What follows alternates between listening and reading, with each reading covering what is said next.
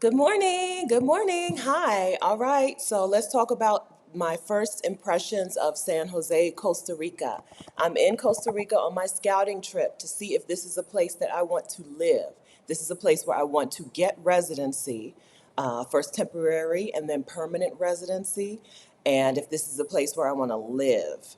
And so let's talk about my first impressions of San Jose, Costa Rica. Good morning, friends. All right. Hi, guys. You're here. Good morning, Teresa.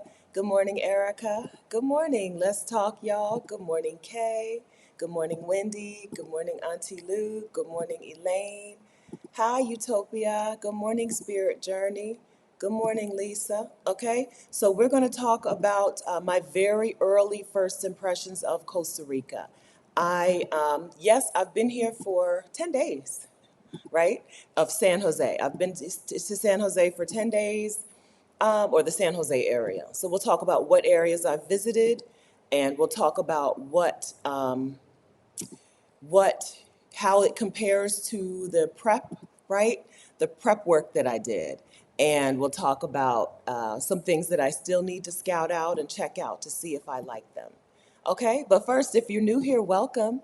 My name is Stephanie Perry. I'm a house sitter. I'm the creator of House Sitter School. I'm the co creator of Exodus Summit. And I help Black women take a sabbatical, move abroad, get bop around as a digital nomad, become a house sitter, all of that while embracing ease. If that sounds good to you, please make sure that you are subscribed to this YouTube channel. Please hit the subscribe button, please, and turn on notifications. Ring the notification bell so that you will be notified when I post a new video or when I go live. Welcome. All right, welcome. Hi, guys. Hi, hi, hi. Yes, I'm in a new location, Elaine. Okay, so here's what Elaine's talking about. Yes, I gotta get comfortable. I think I may move the table a little closer. Come closer, come closer, come closer. Okay. Here's what Elaine's talking about. My mom and I came down to Costa Rica the day after, or 2 days after Exodus Summit ended. We came down to Costa Rica, but we went to a fancy Airbnb. Okay, we were in Cartago, which is the region where the Irasu volcano is, and the national park, and we went to go visit. So we were up in the mountains. We were up. We had a beautiful view down of the town. It wasn't a view of San Jose, but it was a view of the town. But we were up there. But Connie Perry went home, and I went to a cheaper Airbnb. So now I am starting my official scouting trip. She left on first thing Wednesday morning. So since Wednesday, I've been able to actually stay in a part of Costa Rica that I think may be my future home.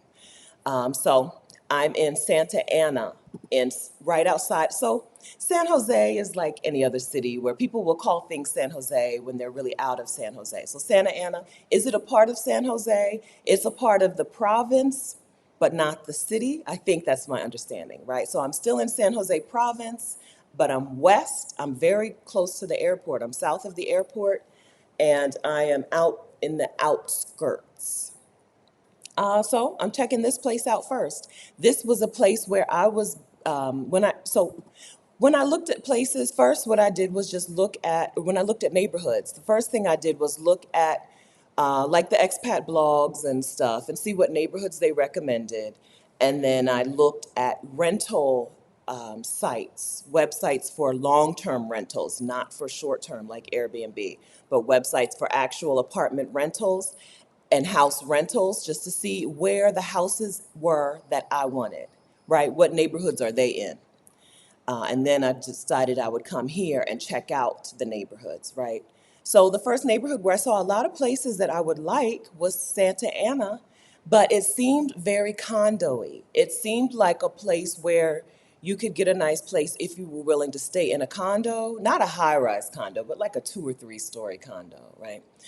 And if you wanted to be away from Costa Ricans, that was my fear, right? My serious fear about this neighborhood was that it was going to be very white, full of Americans and Canadians. I got here, and so yes, there are lots of condos, but yes, there are lots of Costa Ricans as well. It's not a place where it grew out of nothing. The condos just grew in between Costa Rican houses. So, like, I'm in a condo. I don't, you're not going to be able to see a whole lot, right? I don't know. Oh, there's my light. Let me move my light. Right. So you can't really tell. I'm in a condo unit, but literally the house across the street, the man has an ox, right? He has an ox and chickens. You go down a few more doors, and there are some newer or like newly renovated, I'm gonna say new built homes behind gate, like everything is behind a gate in Latin America. I think that's pretty normal. So homes behind gates that look newer, homes behind gates that look older, some homes behind gates that look rundown. There's some shanties, right? This is still a place with Costa Ricans. So my first concern was really crossed off. This neighborhood, the yeah, the neighborhood is Costa Rican.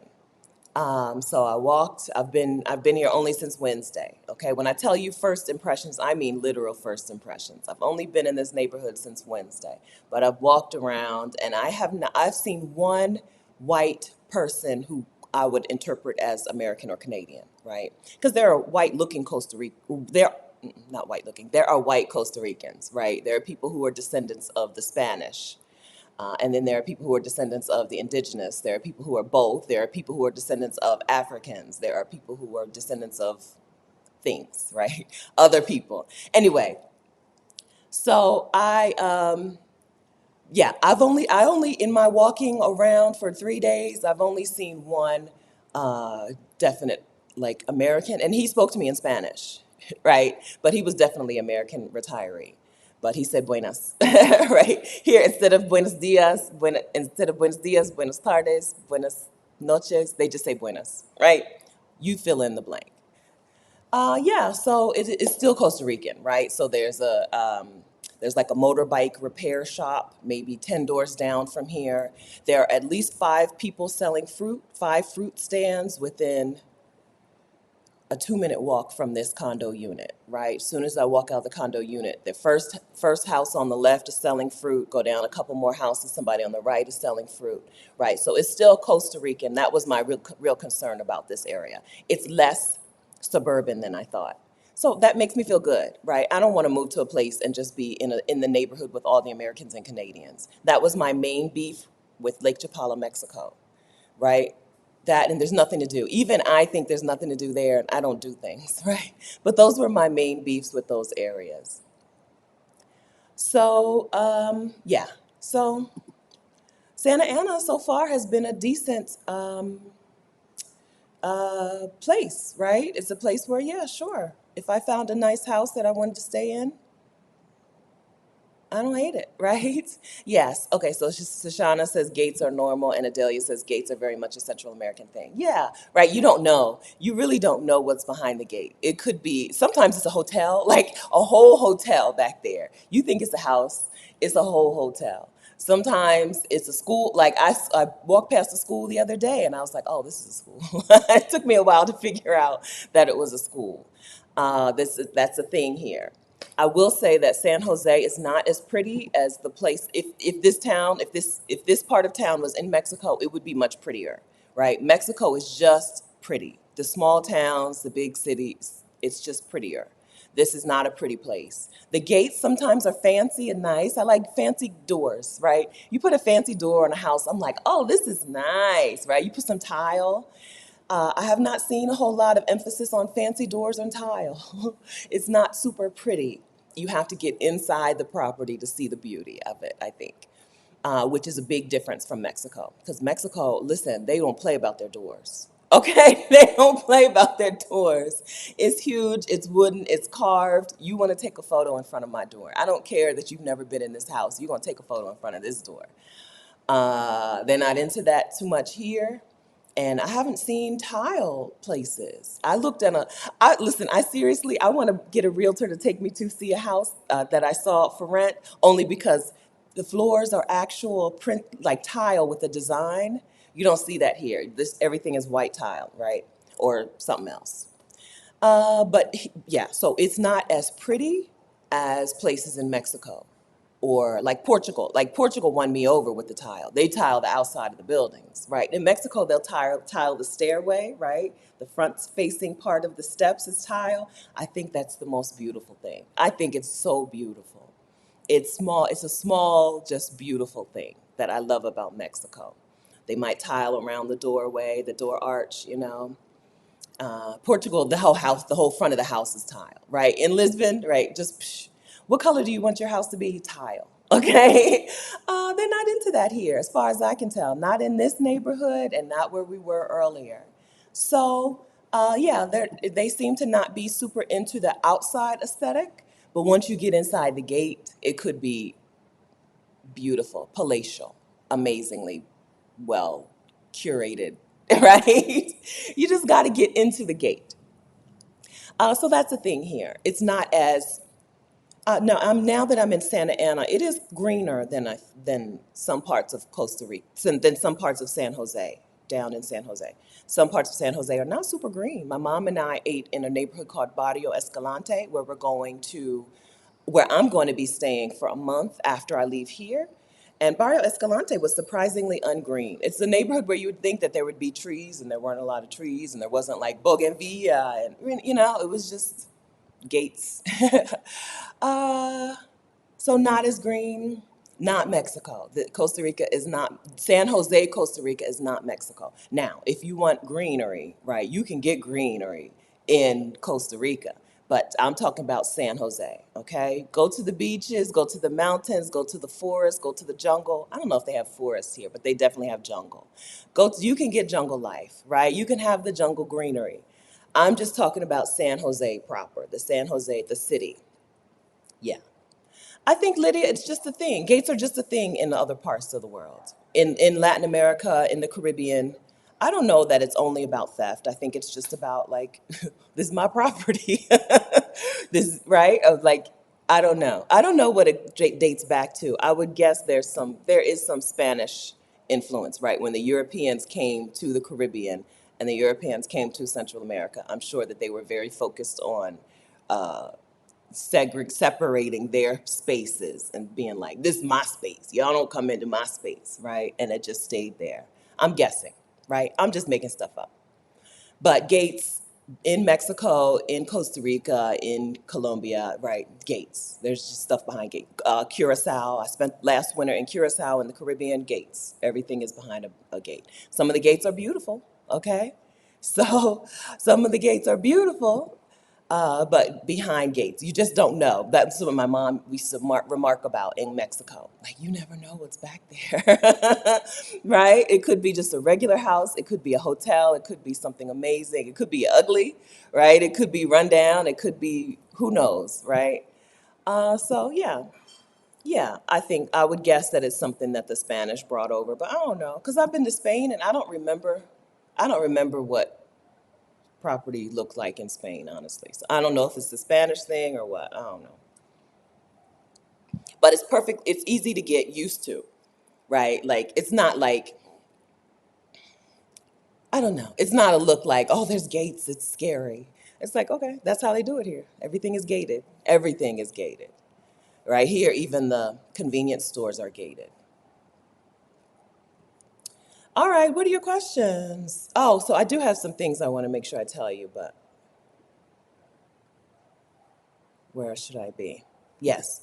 Comment on the honeycomb says comment on the continent of Africa as well. Yeah, it's just the thing, right? You get used to it. You get used to it. Yes. Media Mama Chick, are you moving right away or will it take some weeks or months for you to move to Costa Rica? It really just is a schedule thing. So as you know, we just finished hosting Exodus Summit, which takes up the end of the summer and fall. And now it's time for me to plan out the next few months. So I don't think so. In moving here, meaning, am I getting a place to stay here?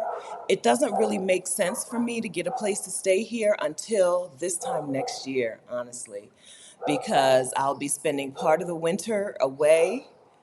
Because I'm doing some things. I'm going back to Mexico in January. I'm going to Puerto Rico in January.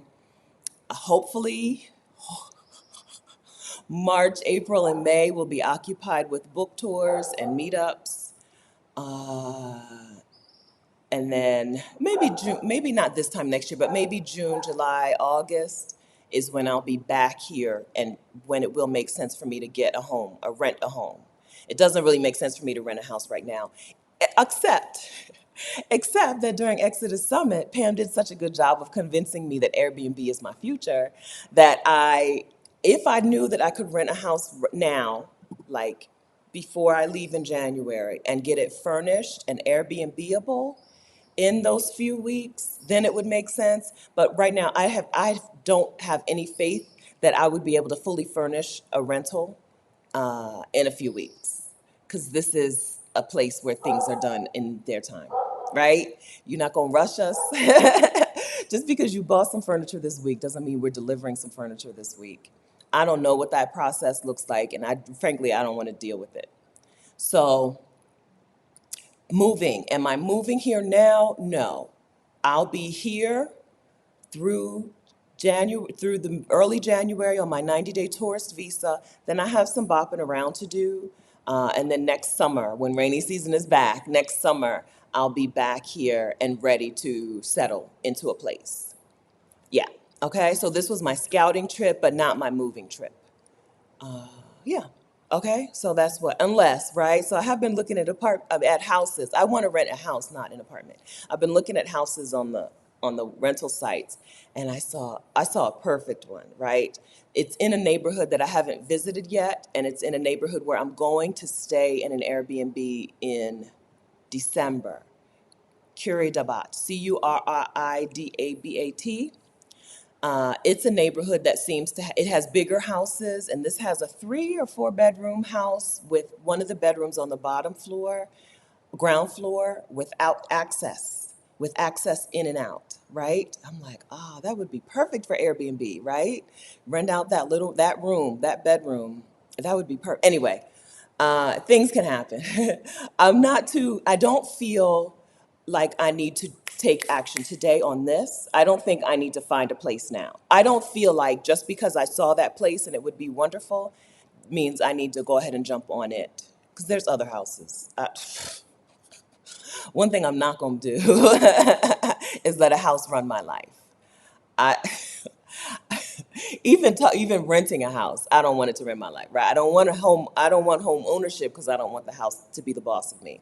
But I don't even want the renting of the house to be the deciding factor in how I do things. So I don't like this eyeliner today. It's annoying me. So moving, as in when will I have a place to stay here? Probably not until, I'm going to guess, June or July, because I really want to do a book tour. I really want to bop around and do some job detox tours. No, the book's not done. Okay. It's all right. Okay, no, book is not written. Book is not published. But I'm planning to do some sort of job detox tour next year. And so that's what's going to happen.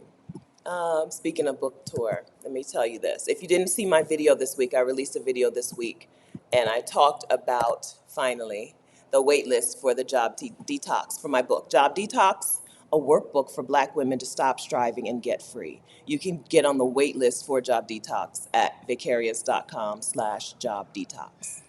All right, so that's what's on the schedule for a while, and so I don't think I need to be focused on finding a place to live right now. I really don't. I don't think that has to be my main priority. Again, I don't know. So if I get bored and I call a realtor, I might I might rent a place. But really doesn't make sense until I know I can Airbnb it out or have somebody in it paying something, right? Until then, I'll just wait. I'll just wait. Okay. All right. I'm with y'all. We're doing it. Okay. We're doing it. We're doing it. If you have something that you're working on right now that's hard and scary, know that you're not alone. Okay. We're working on this together. Work on your thing while I'm working on my thing. Okay. We're doing it. All right. Elaine, yeah, I'm not going to let the house run my life. I'm not. Right. So, yes, I saw it. It was beautiful. The kitchen was right. The kitchen was newly remodeled very cheaply. The rest of the house is beautiful. And they have like wrought iron banisters going up the steps. Like it's very Spanish style, right? In San Jose, a lot of the houses are just like plain with no real, I don't think, no real like style. But this one was a Spanish style, which is a type of house that I love, you know, with the arched doorways or at least arched, if the doorways aren't arched, at least an archway like in the hall, like an archway in the, you know what I'm saying, like a room separating archway. Uh, it was just really nice. And that bedroom with outside access, I'm like, this is nice. But that house is not going to be the boss of me. No, how I'm not going to let a house be the boss of me. I have not enjoyed home ownership for that reason. Okay, so that's what is not going to happen. Who is Nardo? How is the weather? Was there a flood in Jaco? Costa Rica is in rainy season, and it's just coming out of rainy season. I think rainy season ends in November. I don't know if y'all know this, but November is real soon. I don't know how it happened, but it's October 22nd. Did y'all know that? Because I just found out. So we're coming out of rainy season. San Jose seemed pretty equipped for rainy season. We were here last week when there were just deluges every day from 2 p.m. to we went to bed, right? Just the rain, the skies just opened up. This week it's been very different. I don't know if it's because I'm not in the mountains, right? If we're just getting different rain because we were east, now I'm west, or if it really is just not going to rain that much because we're coming out of rainy season. So things are kind of equipped for heavy rain. Every sidewalk and every road has a ditch, right? You can easily drive off the road here because every road has like a little ditch beside it, right? It seems pretty well equipped. While we were up in the mountains, we were in a house. We were in a beautiful Airbnb, but you had to drive on a dirt road to get up there. And the lady at the airport was like, "No, you need." I rented like a Corolla. She was like, "No, you need four-wheel drive, or you need at least rear wheel drive." So she put us in a Corolla SUV.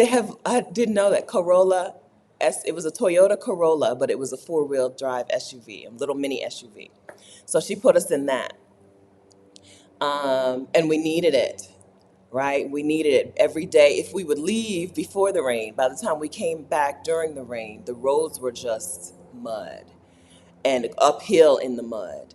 And then one day a tree fell over and opened up a huge hole. Or no, it wasn't a tree. I think just a big hole opened up.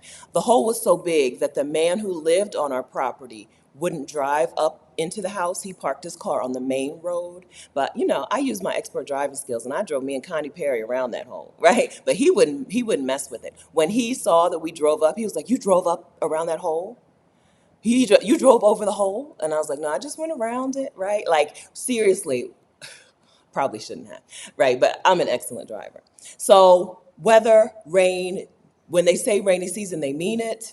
When I was here in Costa Rica years ago, I was in the Tamarindo area, which is on the Pacific side. And then it just rained. We were near the volcano. We just spent a few days in the volcano region, which was called something, Arenal. And we spent a few days at the beach in Tamarindo. And it really just rained like 2 or 3 in the afternoon. It would rain for an hour or two. But here, no. It's once it starts raining, it does not stop until after you go to sleep. Um,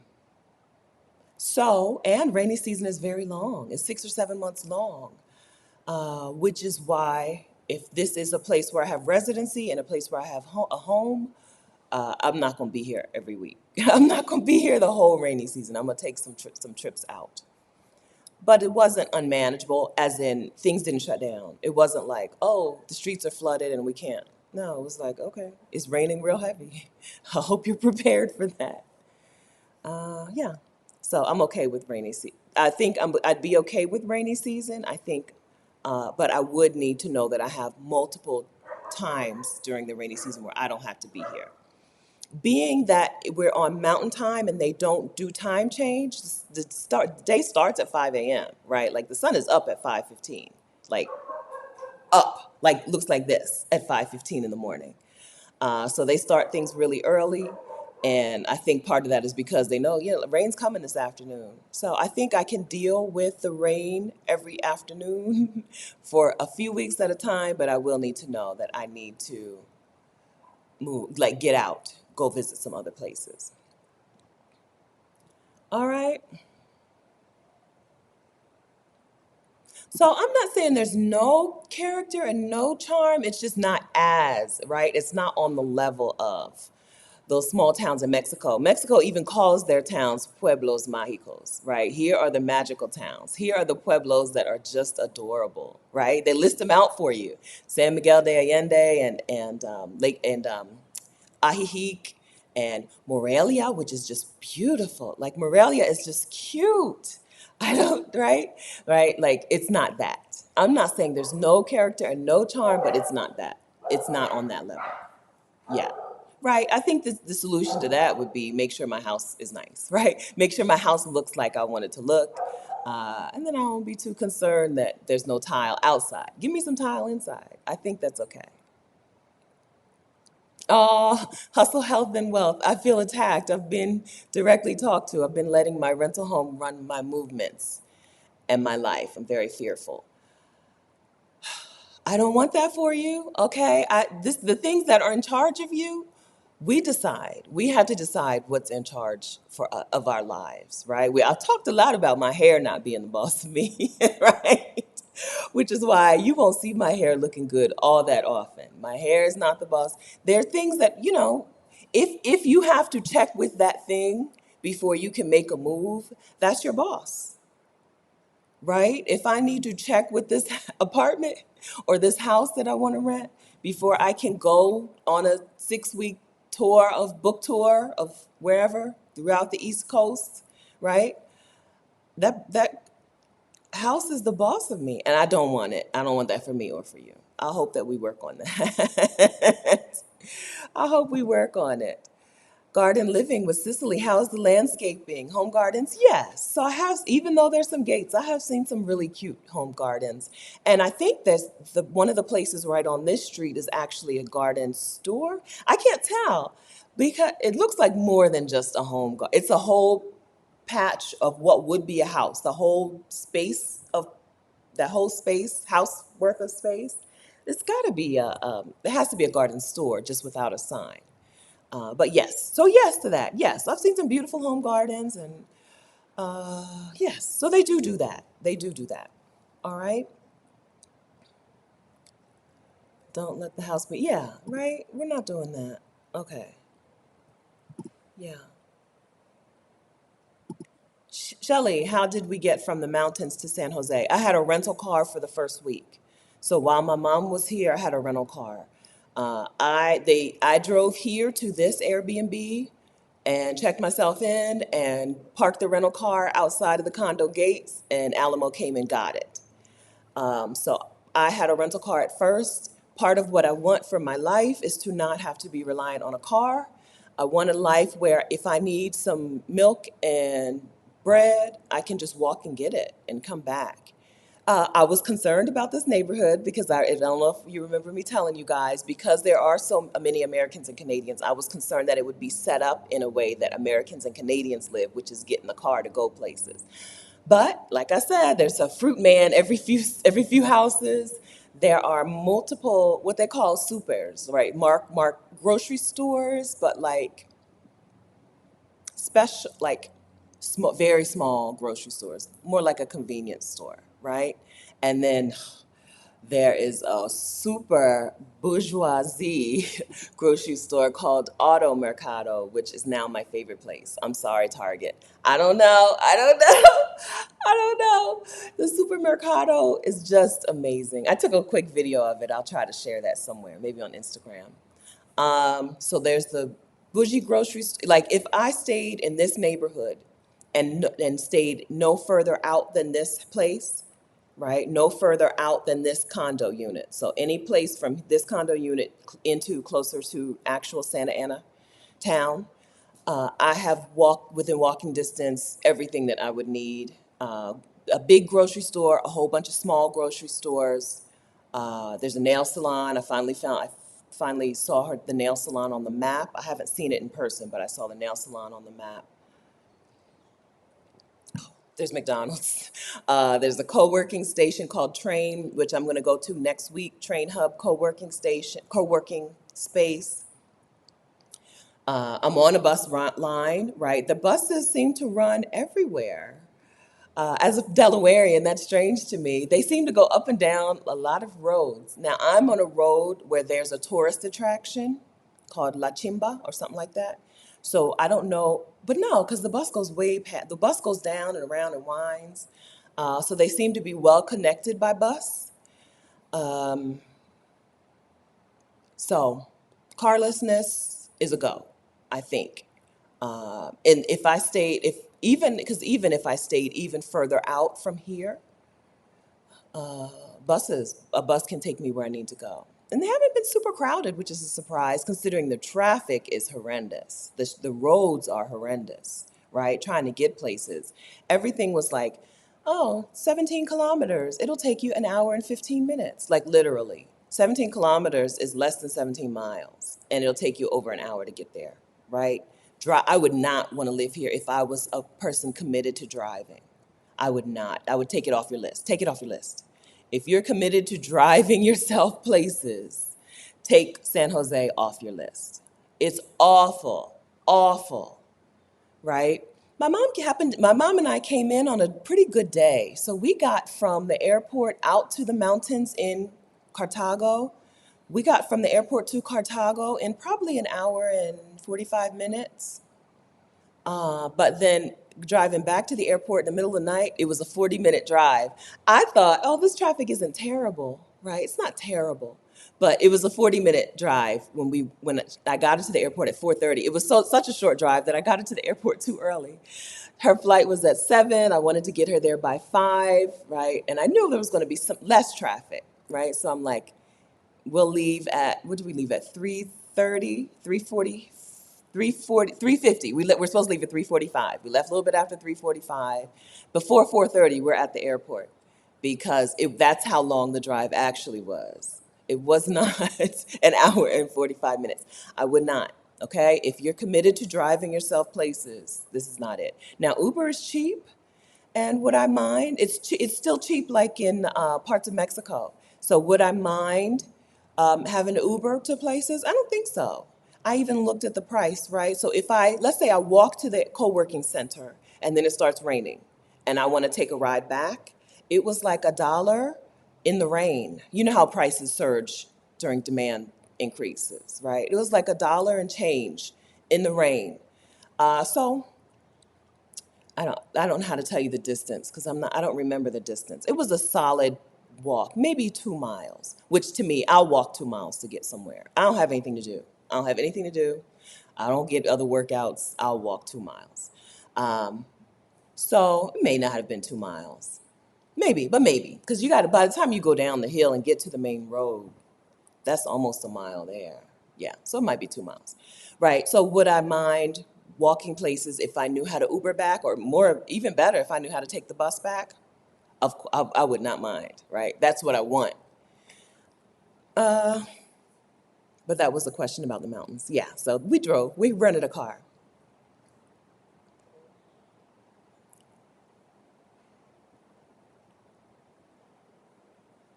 Let's see. You're in the chat. E Dunlap. Anyone else not able to access chat? You're in the chat. This is the chat. I don't know what you mean. Hi. You typed that in the chat. Yeah. I was like, child, I've driven in blizzards. Okay, I can drive around this hole. It was probably a dumb idea with my mom in the car. It was probably a dumb idea. But I was like, okay, well, we're going to go, we're going to dip down just to the point where we could possibly plummet down the hill. And then we're going to bring ourselves back out. He was like, why would you do that? Why would you do that? Okay. Right. Yes, that's right. Because we could have definitely collapsed more of the hole by driving around it. Right. Okay. So I'm not saying it was the best idea. I'm just telling you what we did. Okay. That's all I'm telling you. Spirit Journey. Did you set up a local bank account? I have not yet, but I will probably do that on this trip. I'll probably not wait until apartment time to set up my local bank account. So I did a little Googles, and people are telling me to not use that. It's better if I use Scotiabank, one of the international banks that's here, or they gave me a list of three where people speak English, right? As opposed to trying to set up an account in the Costa Rican bank. Uh, there's a Banco Credomatico, and then something Costa Rica, bank, maybe Bank of Costa Rica or something. But I've been advised to go with Scotia Bank or somebody else. And I'll probably do that before I go. You don't need any kind of residency or anything like that, or I don't think you even need a permanent address to set up an account.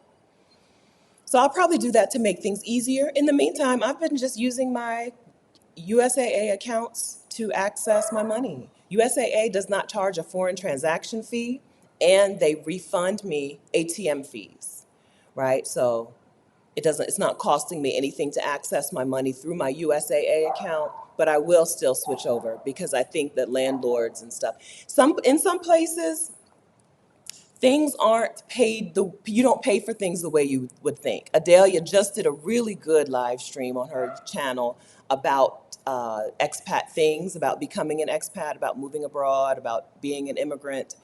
And she talked a lot about the money situation and how different money is handled in different parts of the world.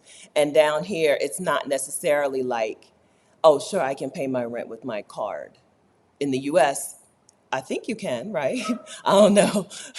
Fun fact about me, I've never rented. I don't know. I've never been a renter. Even when I was my dad's renter, I didn't pay him, right? So I don't know. But right. So things don't necessarily happen here the way they do in other places. There may be like an actual like app that people use that you're not used to using for money, and you may not be able to access that app unless you have a Costa Rican account or account here in Costa Rica. So I do plan to open an account with a bank here. But in the meantime, I just pull money out of the ATM or pay with my card, right? Hand them my card. Here, we've ate at many a restaurant. Every time Connie Perry and I ate at a restaurant, it came to 22,000 colones, which is about $35. Almost every time, 22. I'm like, how is it possible that it's always 22,000 colones? But it's always 22,000 colones for us to eat. And sure, just hand them the card or pull colones out of the ATM. I don't exchange money, right? So I don't take US money and exchange it into physical money in other places. You just pull it out of the ATM. As long as you're sure that your bank is not charging you foreign transaction fees. That's important. So make sure your bank is not charging you foreign transaction fees. But yes, the answer is yes. I do plan to set up a local account so that things can be easier. And I'll probably do that like soon. Okay? Yeah. So I was like, why is it 5 o'clock? Why is the sun up and out at 5 o'clock? They don't do savings time, so they don't spring forward, right? So what looks like 6 or 7 in the morning is 5 in the morning. I'm like, why? But it makes sense. If you know that after 2 p.m. the day is over, you will want to get started at 5 a.m. as well. Yes. All right.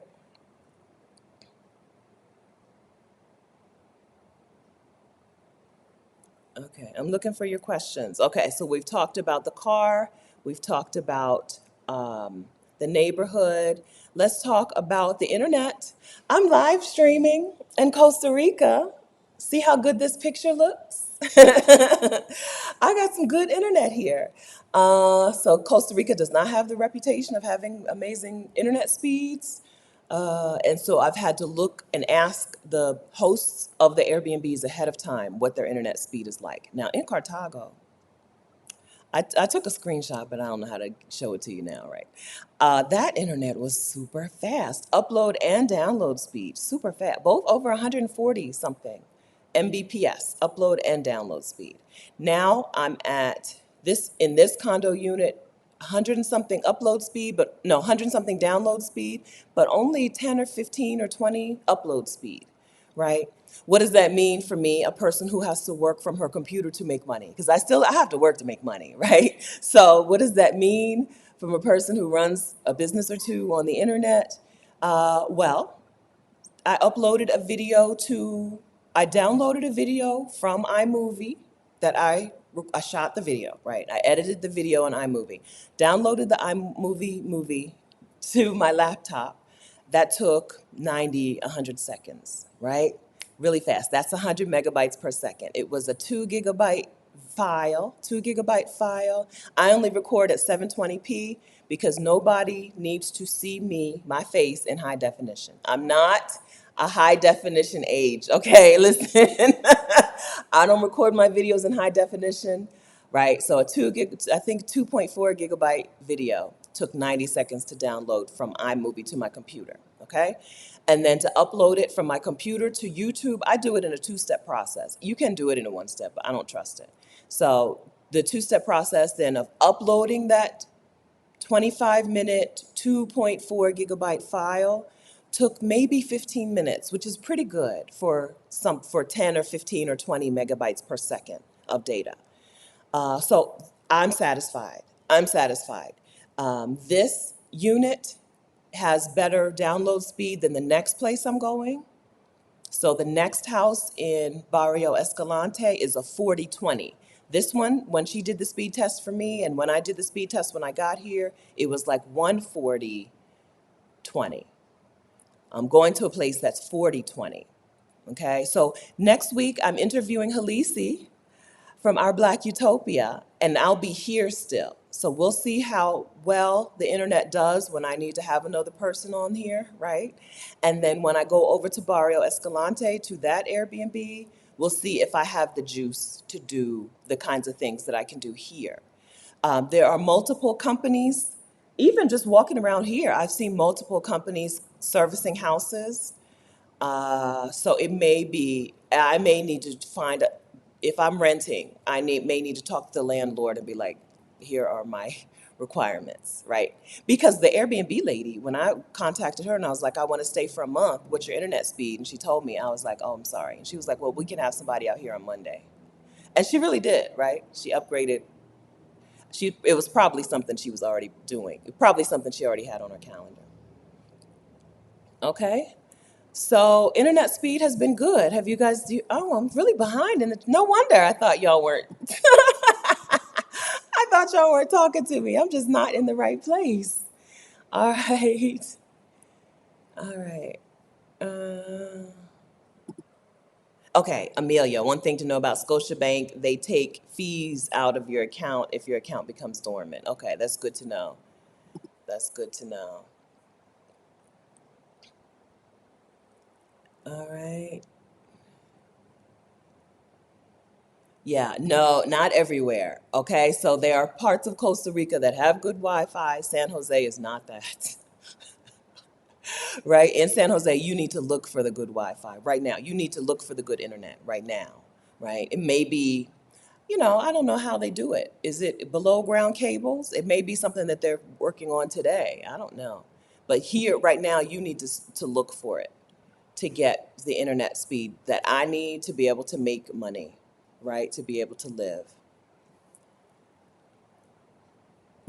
Romani, I'm researching to go there. I'm an artist. Yeah, so check it out. It's a nice place. The people are nice. So that's another thing we can talk about. I've not been stared at. I've not been getting stared at. I get stared at everywhere. I get stared at in Dover, Delaware, and I live in Dover, Delaware. People just stare at me. I'm tall, I'm big, I have this hair. I don't know. People stare at me. It's just a thing. People have always stared at me. Always stared at me. Connie Perry will tell you. I don't get stared at here. People mind their business. This is another place like Mexico where people just mind their business. They don't care about you and what you're doing, right? They're going about their business. So I've appreciated that. That helps you feel safer, right? It helps you feel, even if it's not necessary. Who knows? I don't know. Is this place as safe as another place that I've been, like like Morelia, right? Like Morelia, Mexico. Is it as safe as Morelia? I don't know, but I feel as safe as I do in Morelia because nobody really is checking for me. Nobody is staring at me. That's a nice feeling. It feels good. People, I mean, I'm telling you, people stare at me. I am just a person that people stare at. I look like this, people stare at me.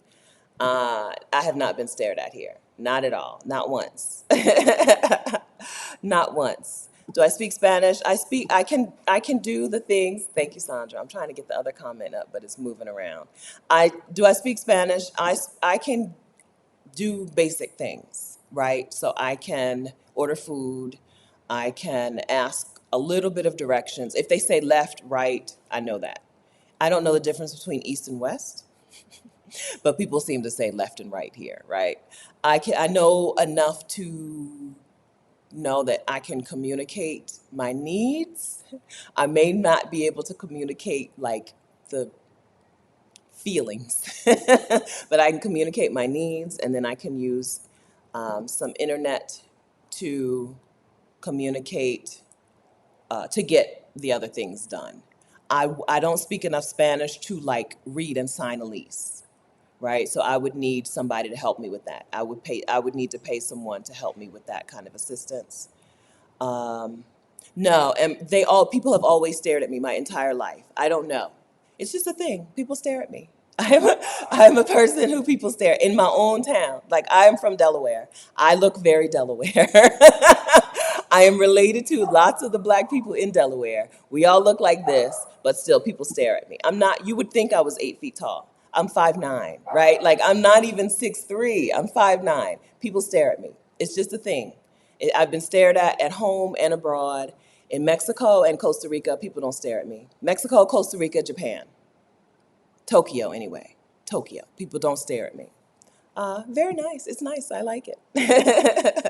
I like it. Yeah, so I'm learning the language. Kat, don't. I think I've taken these as you yelling at me. Don't yell at me. All right. I'm learning the language. I don't know what I said that made you think I wasn't going to learn the language. I'm here to adopt a child or children, right? I'm here. I'm going to learn the language. I plan on being here for at least 4 years while that process is happening.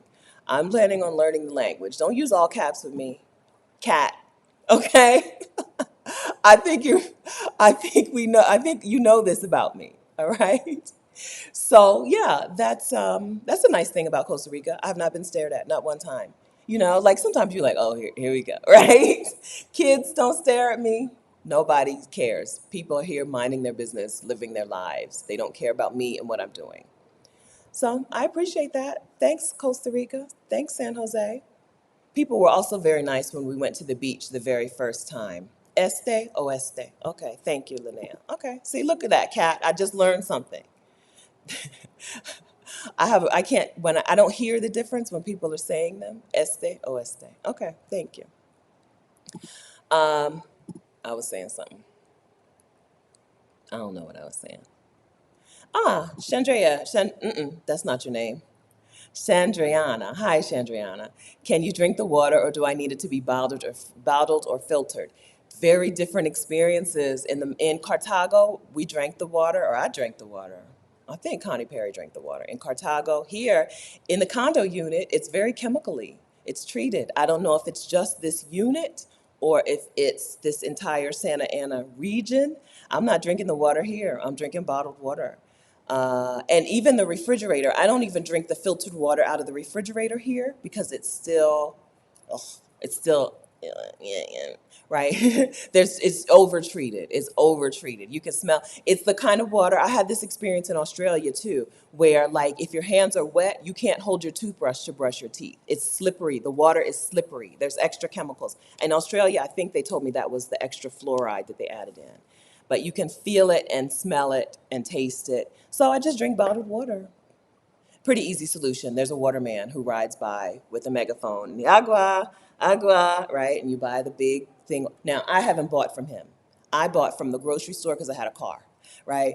But normal people, other people here, just when he drives by, you go out, you hand him your colones, he delivers your water for however long, 2, 3 weeks, you go on about your business.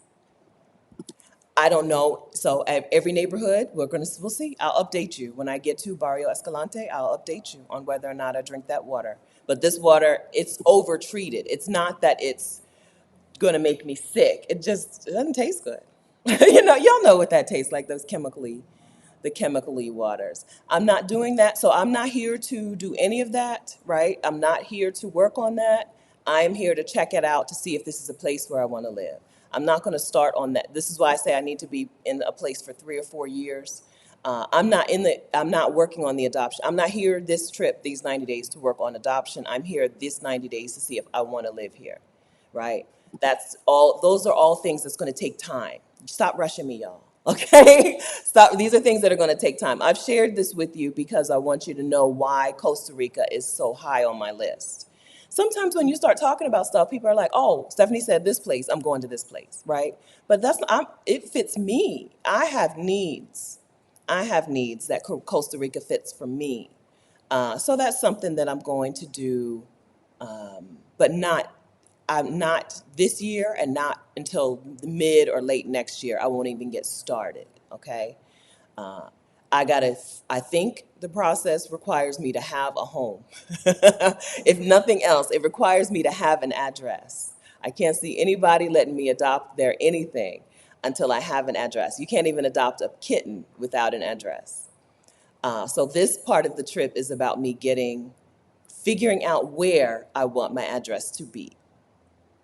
So I'm here for these 90 days to scout out neighborhoods. Then I will get a place in a neighborhood, and then I'll start the ball rolling. So that's what's happening. It is dog friendly. I didn't see the beginning. Yes, yes, that is your question. It is a dog friendly place. So Mexico, very notoriously dog friendly. Mexico is a place where people are taking their dogs into the restaurants and the grocery stores. Same here. We saw dogs in the mall. My mom and I went to the mall and we saw dogs in the mall. It's a dog friendly place, small dogs. So in Costa Rica, in San Jose, I've seen more stray dogs than I saw in Mexico City. I was only in Mexico City for a little while during the COVID, right? But I didn't see stray dogs then. But here in San Jose, I have seen stray dogs, but I also see lots of well taken care of, well loved, uh, owned dogs, pets, and they take them where they want. They take them in the restaurant, in the grocery store. I don't know if that's a whole Latin American thing or just happened to be these two countries, but yes to being dog friendly. These are places where dogs go with you. If you have a dog, your dog goes with you. Okay? Yeah. Yeah. Yeah. Yes, Creole, LA. We ate at a restaurant in Guanacaste with a stray pup running around inside it. Yeah, yeah, right. Like the dogs here live here. I have a friend who went to Turkey, and in Budapest anyway, it was the cats, right? Like they live here. Right. If you have a problem with them, you leave, not them. You leave, not the dogs or the cats. So yeah, it's a nice dog friendly place. And I don't know how many groomers and pet stores and mobile groomers. We rode behind a mobile grooming van the other day. Right, yes, yes, it's pet friendly, okay? Yes, they're certified, certified. So that's a nice thing. That's a nice thing. I have a theory about people being nicer people, right? Pet people are just nicer people. If they'll take good care of animals, they'll take good care of people, which is why, like in Thailand, stray dogs, people will put a little T-shirt on a stray dog to let you know that at least somebody feeds this dog. It's not my dog, but I do feed this dog. It's a little thing they do to like claim the stray dog, like unofficially. They're nice people in Thailand as well. Are there many black people in San Jose, Costa Rica? Fewer than I would have expected. So there are black Costa Ricans. Costa Rica borders the Caribbean, right? Costa Rica had participated in the slave trade. I don't know how to say it, right? There were enslaved people who were brought to Costa Rica, just like there were enslaved people who were brought to the United States. But I haven't seen as many as I would have expected. I didn't do the Googles, so I didn't look it up. So San Jose is a region that I would have expected to see more black people. I do know that when you go closer to the Caribbean, that's where most of the black population of Costa Rica lives, in the Limon area. I know that, but I did expect to see more. But I've seen a black person every day. So that being said, right, I've seen black people every day, but I was expecting a different percentage. So maybe I'll Google it and see what the percentage of the population here is Afro-Latina. But it's less than I would have thought. But yes, they're black people, which is one of the reasons that people don't stare. Like, I'm not new. We have you here. I just saw you 10 minutes ago somewhere else. Yeah, lots of Caribbean people. My screen, it was doing good and now it's not. Yeah, lots of Caribbean people here, so no big deal. Or I guess they're also Caribbean people. I don't really know how. They're also Caribbean. Yeah. Yeah, I think caring for animals is a good indication of, it's a piece of an indication of what kind of people you're going to run into. A lot of very Christian, but what I found is a lot of very Christian people are not very good to animals. But that's been my thing. Here they seem a little. So here they're Catholic, but they do their indigenous stuff, right? They're like, Christianity, you're not going to run my life. That's the way it seems, right? They're preparing for, they do Day of the Dead here, although it's much smaller. It's not like parades and stuff, except that some things have, the like excitement about Day of the Dead is starting to spread down here and they're starting to expand it. I did read that. They're expanding Day of the Dead down here because it's so popular. But they do Day of the Dead here, and they do stuff like that. So they're like a cross between Christian or Catholic and whatever they did as indigenous people. You know what I mean? Whatever that was called. I think that the indigenous people are better to animals than Christian people. That's been my experience around the world. Like the Philippines, very Catholic, very Catholic, very not good to animals. That was my experience in the Philippines compared to like a Thailand, which is Buddhist. They're very religious as well. I'm gonna take that back because the Thais are very religious. They're Buddhist, and they have altars in their homes and stuff. But they're also very kind to animals.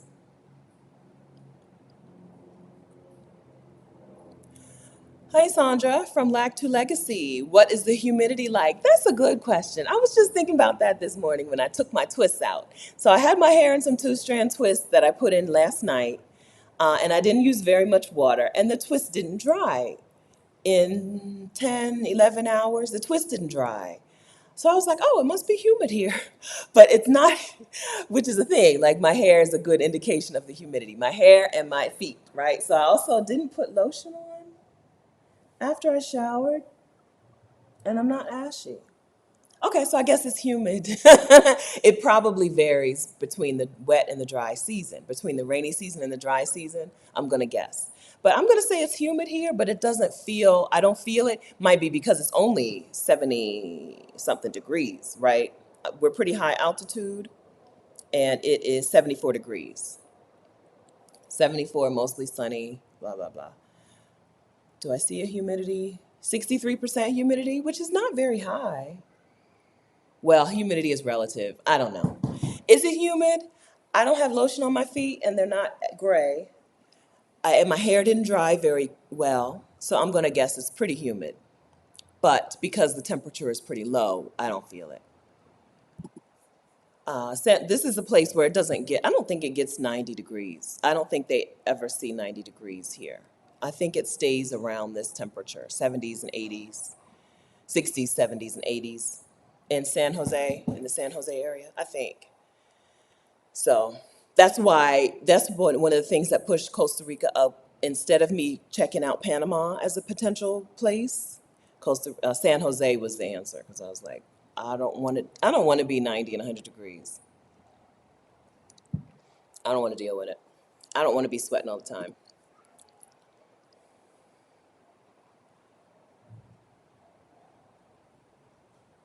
Yeah, it's lovely. So I did walk up and down this hill though, and it came back sweating. And that's when I was like, if people are gonna stare at me, they're gonna stare at me now.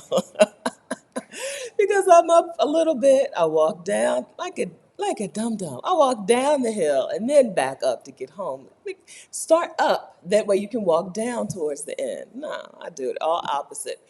Dripping sweat. That was so it. I did get it. I did get my sweat in. But yeah, it's good weather. It's good temperature if you can handle the rain for 6 or 7 months. Literally, the rainy season is 7 months. Yeah, but I'm fine with that. Chandra, I like wearing sweaters.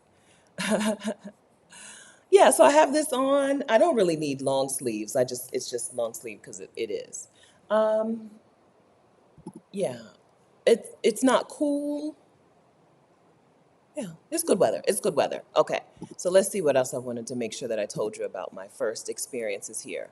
I wanted to talk about, so we talked a little bit about the food that I've eaten places. No place has offered me that Lozano sauce. What is that green sauce? We just talked about it in my Patreon. My Patreon community does co-working sessions. Hi, Jessica, if you're watching the replay.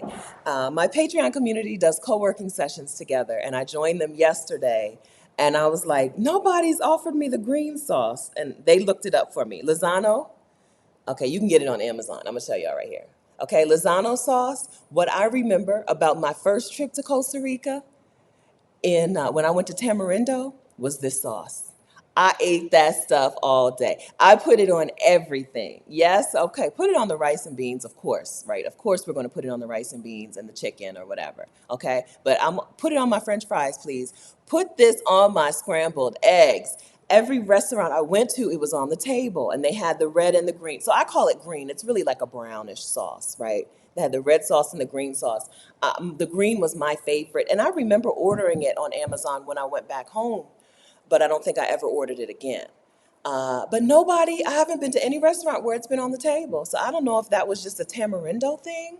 Do they not use Lozano in San Jose? Do I need to import it? Do I need to import this sauce? Because I'm talking about it was good. Okay? If you have access to it, go ahead and just buy it now. Just put it on everything. Okay? That's why I didn't hate.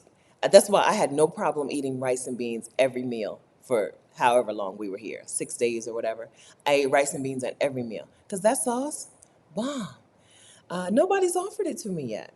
Okay, so food, so costs and conveniences, right, that I was coming to scout out. Food, Uber, hot water, no problem with hot water heaters. Now stayed in newer buildings, right? No problem with the hot water access.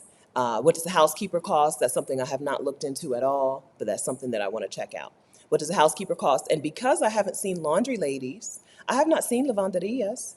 Can I get a housekeeper who will do my laundry, right? Can I get a housekeeper who will also do my laundry? That's a question that I still have for this scouting trip. As far as the weather goes, I've answered the rainy season question. Can I excuse me, can I handle rainy season? Some of it. Probably not 7 months of it, but some of the rainy season I think I can handle. And then walkability in Santa Ana, I give it a thumbs up. In this place where I am, I'm still, like I said, I'm still a mile from the main road, but it's walkable. And then the bus is right, the bus runs up and down, up and down. So I have no problem with the walk. And Uber is not super expensive or not expensive at all and seems to be in abundance right now. Uber is a thing that could change at any minute. I would never make a neighborhood plan based on Uber, right? I would never choose a neighborhood saying, I can't get anywhere, but I can just Uber because it's cheap. Because at any minute, a city can decide that Uber is illegal, right? We've seen that. In Cancun, you can't really Uber.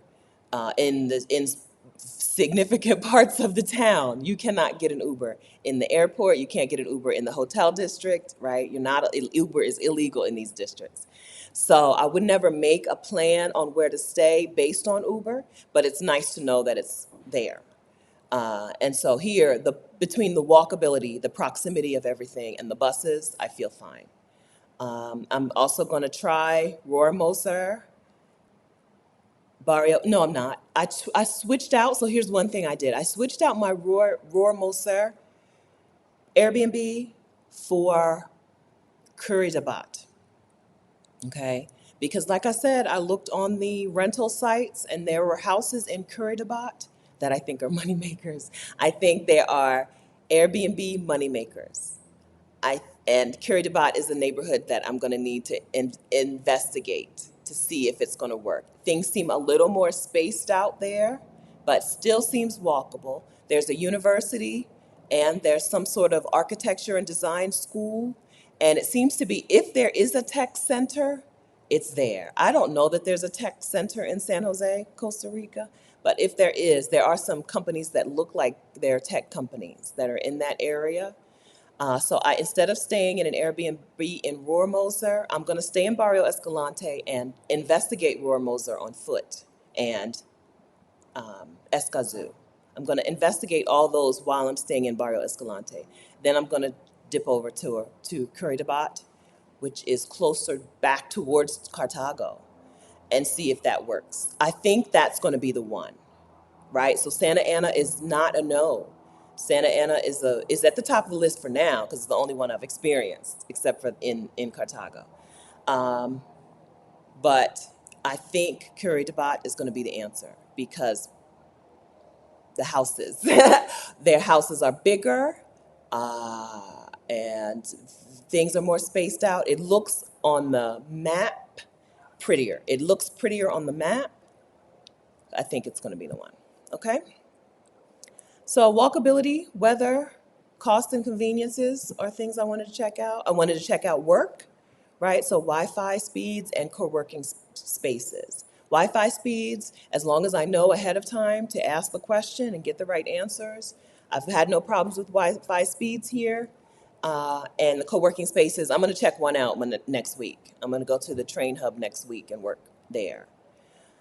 The et ceteras. So let's talk about some things. Okay, et cetera, that things that don't fit in those. Mosquitoes. I've had my window open in the bathroom since I got here. I've not had any mosquito fly in here. I don't know. I don't know. I don't know. I don't know if they don't exist or if they don't like my bathroom or if uh, I'm only on the second floor, right? The higher you get, the fewer mosquitoes you're going to get, right? But I'm only on the second floor of this building, right? So I don't know why there have not been any mosquitoes. We didn't have any mosquito problem in Cartago, but we were up a little bit and we had screams or we no, Connie Perry kept that door open. Connie Perry loved to go out on the porch, the balcony thing, and she would just leave the door open. No, not one mosquito. I don't know. Now, I'm not prepared to call this a mosquito-free zone because I learned in Curacao.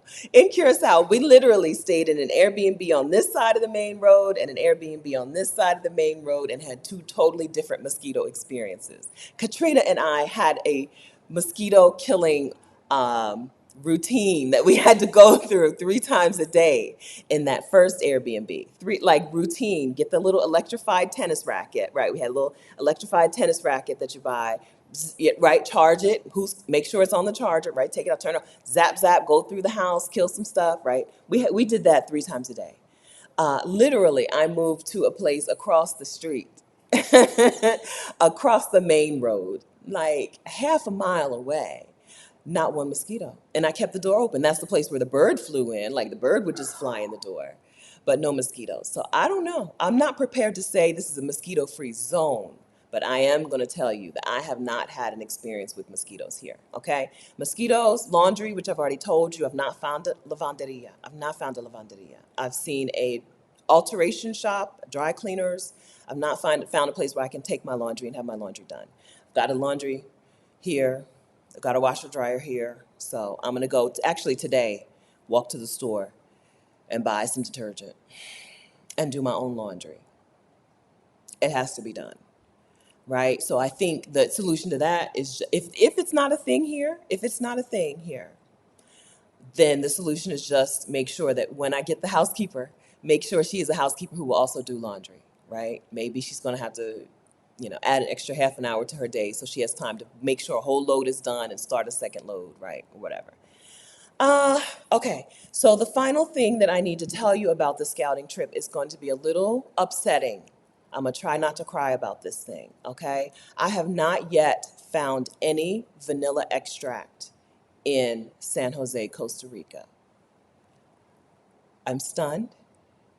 I'm shocked. I'm disappointed. Um, no vanilla extract. Now, I've only been to two grocery stores, and one was very small. Okay, but I went to the bougie expensive grocery store where I spent almost $300 on $220 worth of food, right? That's how bougie this store was.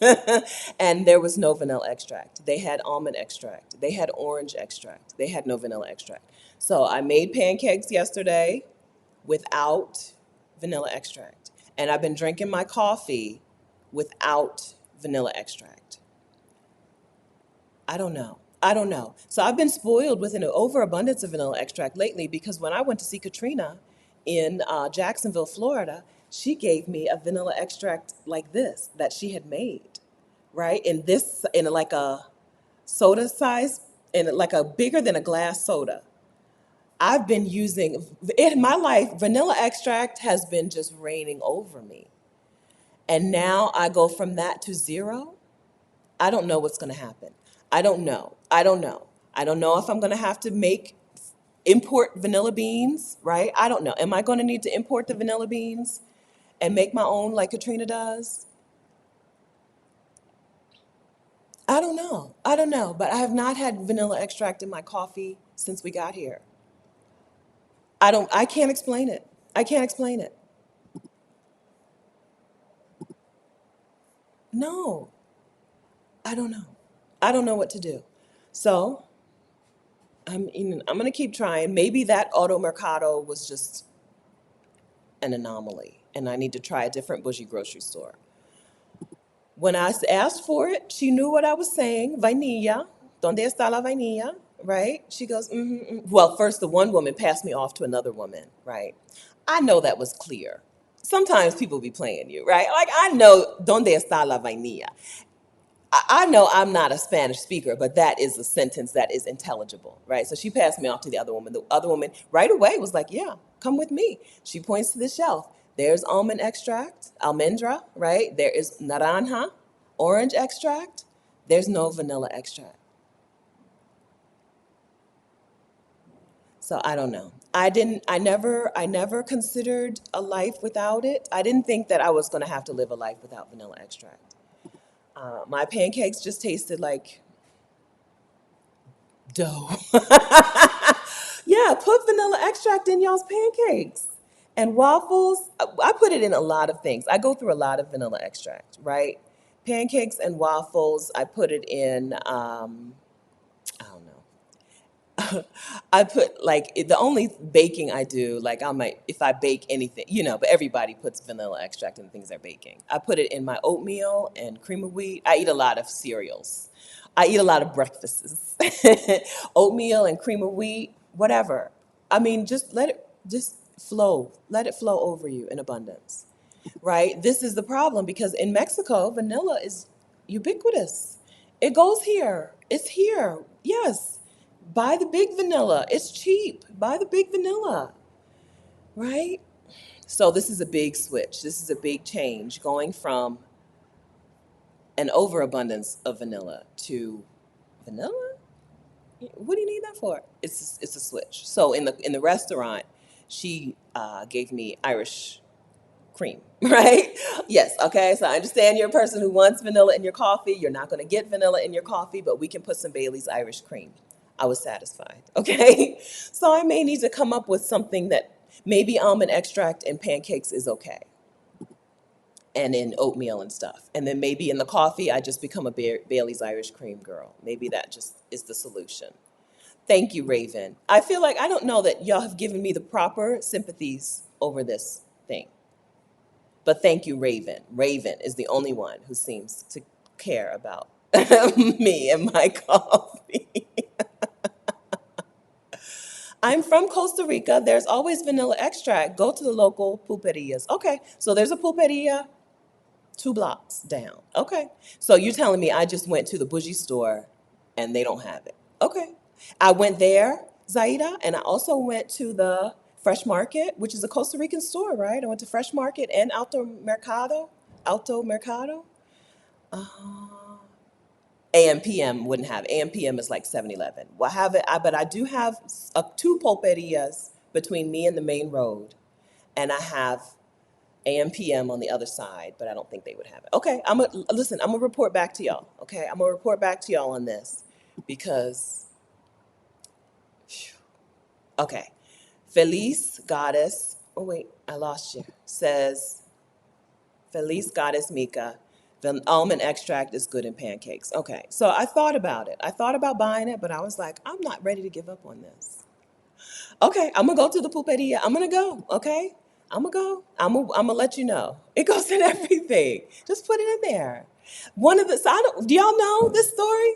One time my mom asked me, or one time I was just talking to my mom about how much money was enough, right? So as you know, I went from making $22 an hour as a pharmacy technician to a house sitter and virtual assistant who was not making money. I wasn't making money, right? I was just living on birthday money and waiting for the next holiday for my mom and dad to give me money, right?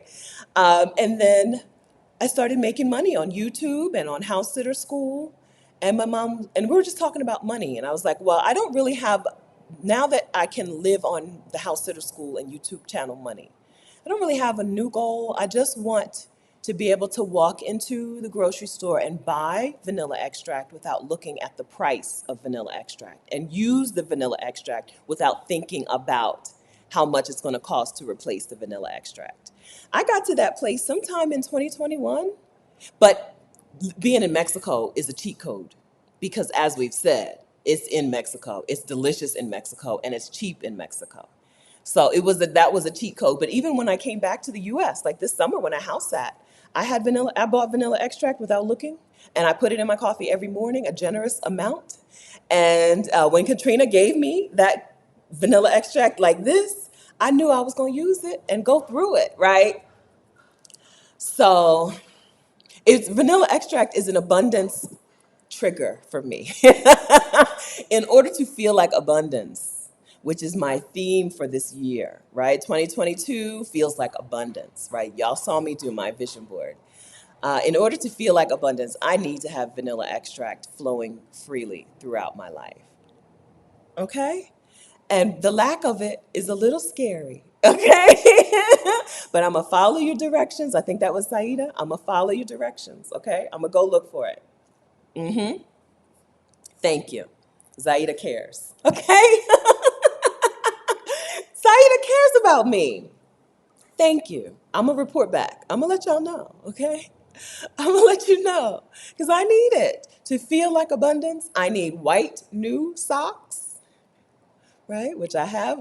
Every time I go into my drawer, I'm not home now, but there's still new white socks, right? I need new white socks and vanilla extract. And that is how I feel like abundance. I feel like abundance is me, and I am abundance. Thank you. Thank you for this blessing, for this. Thank you for that. I need it, okay? I need it. Yeah, so there's another thing. So I went to the bougie store. The reason my grocery bill was almost $300, and I really got about $220 worth of food, is that I bought Canadian maple syrup, because I eat yogurt or pancakes or something almost every day. Yogurt, pancakes, oatmeal, right? And I put Canadian maple syrup on all of those things. Right, if you buy unflavored yogurt, if I buy the unflavored, unsweetened yogurt, I'm putting Canadian maple syrup on it. Okay. Abundance. So maybe let's add that third thing. These are the three things, and we're going to keep adding. These are the three things that make me feel like abundance, okay? I need them. I want them. I want a life that has those things. And so far, I've been able to. I want to keep that up. Final thing about Costa Rica, my final question about San Jose, which I'm still not prepared to answer, is can I, Stephanie, shop here? Okay. So yes, there are stores that sell my size here, but is my size in those stores? What I mean is there's H&M, there's Old Navy, there's Zara, right? I'm a person who has been able to shop in those stores around the world. But do they have what I need here in San Jose? I don't know, because I haven't been in them yet. So that's still a question mark. Can I buy clothes here? I'm a size 18 or 20. And so I just need to make sure. I need to know that. So actually, honestly, that's not a deal breaker. It's just a thing that where I'll need to know. Like, can I not shop here? Do I need to shop online? Have my stuff sent to one of those people in Miami who then ships it down. Clarice, who helps me in my YouTube coaching program, lives in Jamaica. She lives in Kingston, and so she shops. She has an address in Florida where they ship her deliveries, right? And that address delivers down to Jamaica at least a couple times a week, she said. So do I need to find that to get me stuff in Costa Rica when I need to re-up? Or can I just walk into H&M and buy what I need? I don't know yet. The stores are there. We went to the mall, but we didn't go in those kind of stores because I was looking for a bathrobe. I couldn't find a good, comfortable, luxurious feeling bathrobe. I couldn't find either even terry cloth, just something that felt good on me. I couldn't find a bathrobe. So is this a place where I'm gonna have to like order from whoever, and then have it shipped down? Maybe. That may be a part of life. Or I might find that these stores are perfectly equipped to deal with me and my bigness. We'll see. So that's really the only, aside vanilla extract and clothing stores are my only question marks, and neither one of them is a no, right? Neither one of them makes San Jose a no. It just makes it like, oh, here are a couple extra steps I need to take for things. One more thing. The laundry, right? They're not no's, they're just things I need to do. They're going to make me take a couple extra steps. So, Sandra hair care products, I went to the grocery stores, and both times I was like, let me find the hair care section, and then I got distracted by things. That's another question. So, I don't know yet. Because both times I was like, let me find the hair care section. Now, the Fresh Market, I don't think they even had much. Fresh Market looks like a grocery store on the outside, but it's more like a convenience store with some baked goods, I think. That's my interpretation of Fresh Market. I didn't know that until we went in.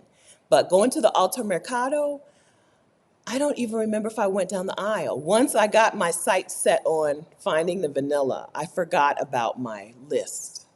Okay. So I didn't go to the hair care section. So that's a good question. Um, Now, I don't need a whole lot from the hair care section. I buy when I don't have access to the things that I would really want.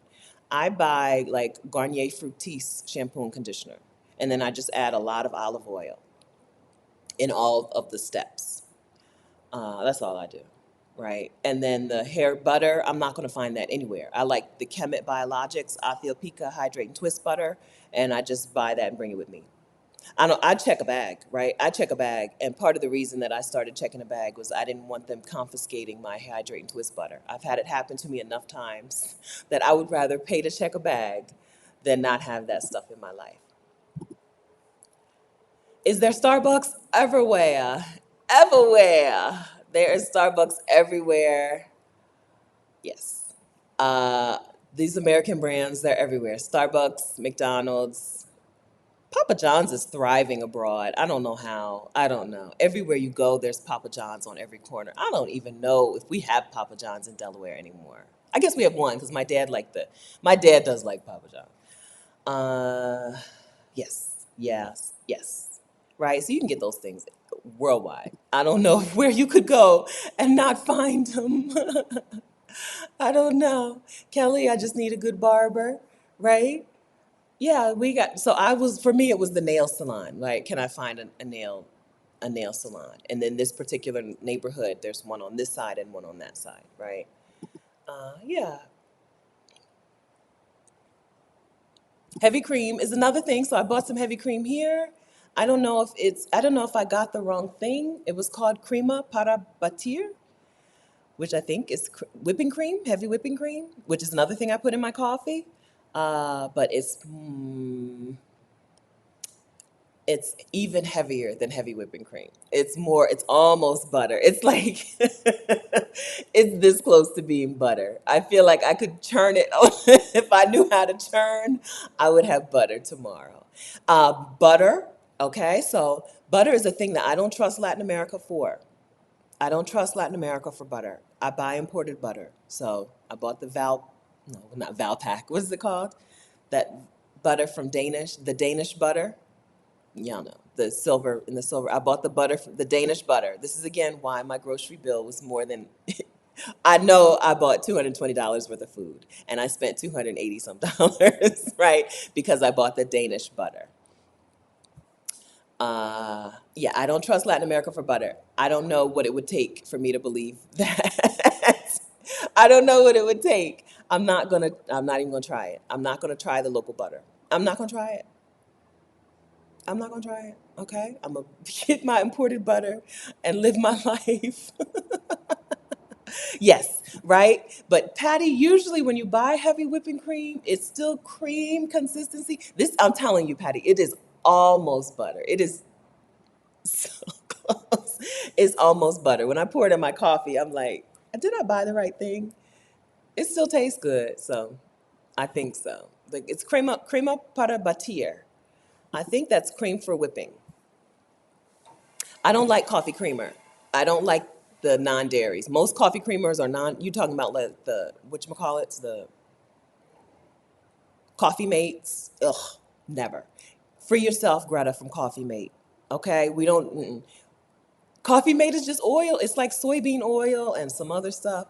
Use the dairy. If your body can handle the dairy, I'm like iffy on dairy, but it's better. It tastes like heaven. A cup of coffee with some heavy whipping cream and some vanilla extract and some whatever kind of sugar, whether it's maple syrup. I'll sweeten my stuff with maple syrup. I don't care. Good, good. Yes, Kerrygold.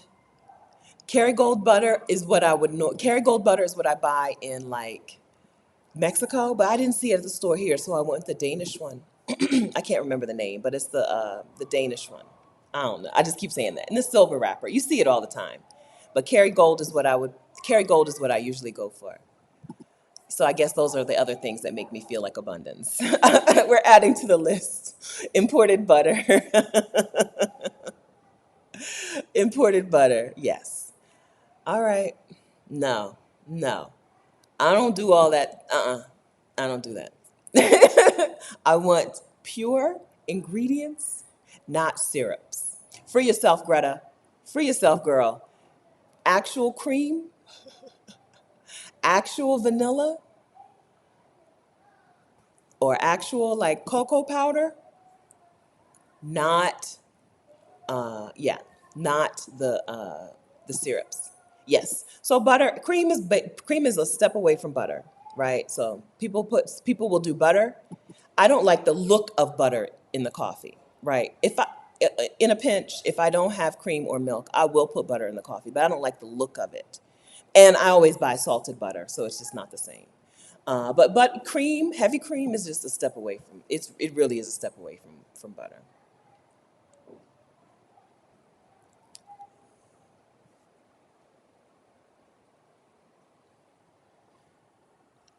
All right. Okay. So did I miss any? If I missed any of your questions about my scouting trip, my first few days, really my very first impressions of Costa Rica, of San Jose, Costa Rica. Let me know. Okay. Go ahead. Last call for your questions. Yeah. Yes. Free yourselves from the syrups. Put the actual ingredients. Instead of a syrup that is designed to taste like vanilla or taste like chocolate or taste like whatever, just put that in the coffee. Put the vanilla in the coffee. Okay? Stop with the vanilla syrup. Use vanilla extract. I'm telling you, free yourself. Abundance. Abundance. All right? All right.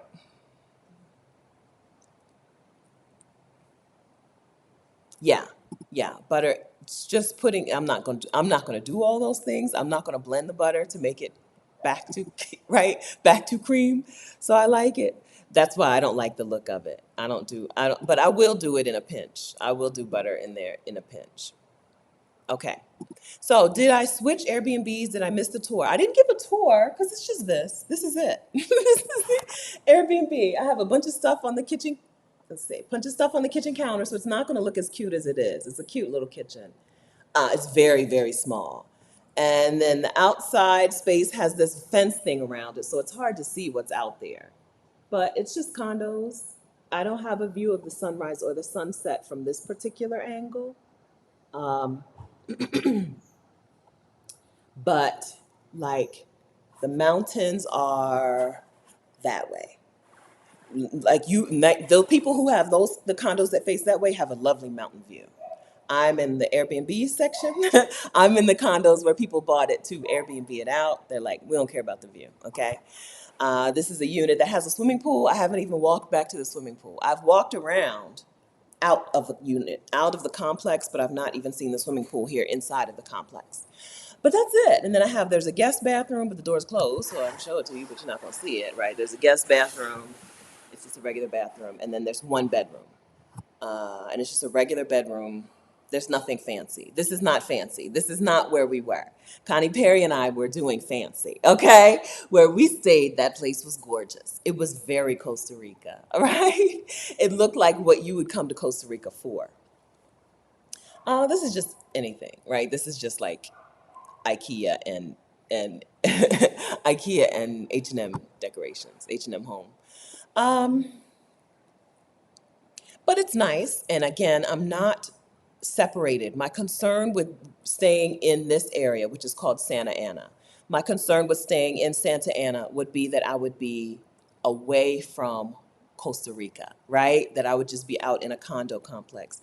But it's not. It's right in between, right? There are condos out here. This is called the Rio Oro. There's a river. The Rio Oro River passes right by, right?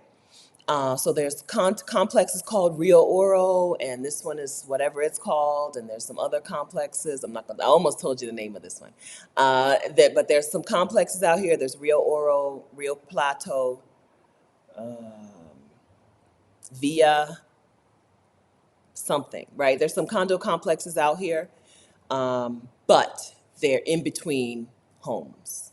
It's not like a cluster of condos. It's like condo, home, pulperia, um, Nissan motorbike repair shop, home, condo unit, right? So that makes me feel a little better about this neighborhood. That was my main concern with this neighborhood. Was I going to feel, if I did rent a place out here, would I feel separated? The neighbor has an ox, like literally the man across the street has an ox and some chickens, right? If the ox would pose for me, I would take his picture, but every time I walk by, he just be like, right? I'm like, if he would stand either to the front or to the side, but he's always at a weird angle. I'm like, dude, can you get photogenic for me, please? Little big white ox. Ox carts are a Costa Rican thing. Like what you see when you go around when they want to represent Costa Rica is the very elaborately painted and designed ox cart. So the ox and the ox cart are a thing. They're a very Costa Rican thing. Um, Maybe I'll try to get some pictures of some ox carts around town. When you go places, that's what they put on display in the front, like as a celebration of Costa Rica, the ox cart, or this San Jose anyway, this region. So that's been cute. It's really cute to see. So we don't see tile stairs, but we do see those really painted, really beautiful ox carts out places as a decoration. That is a decorative item that you see. That is also utilitarian. And there's like a day of the ox cart, I think, or something, where I think they go on parade. I need to Google that and see if I'll be here. Yeah. So that's a Costa Rican thing.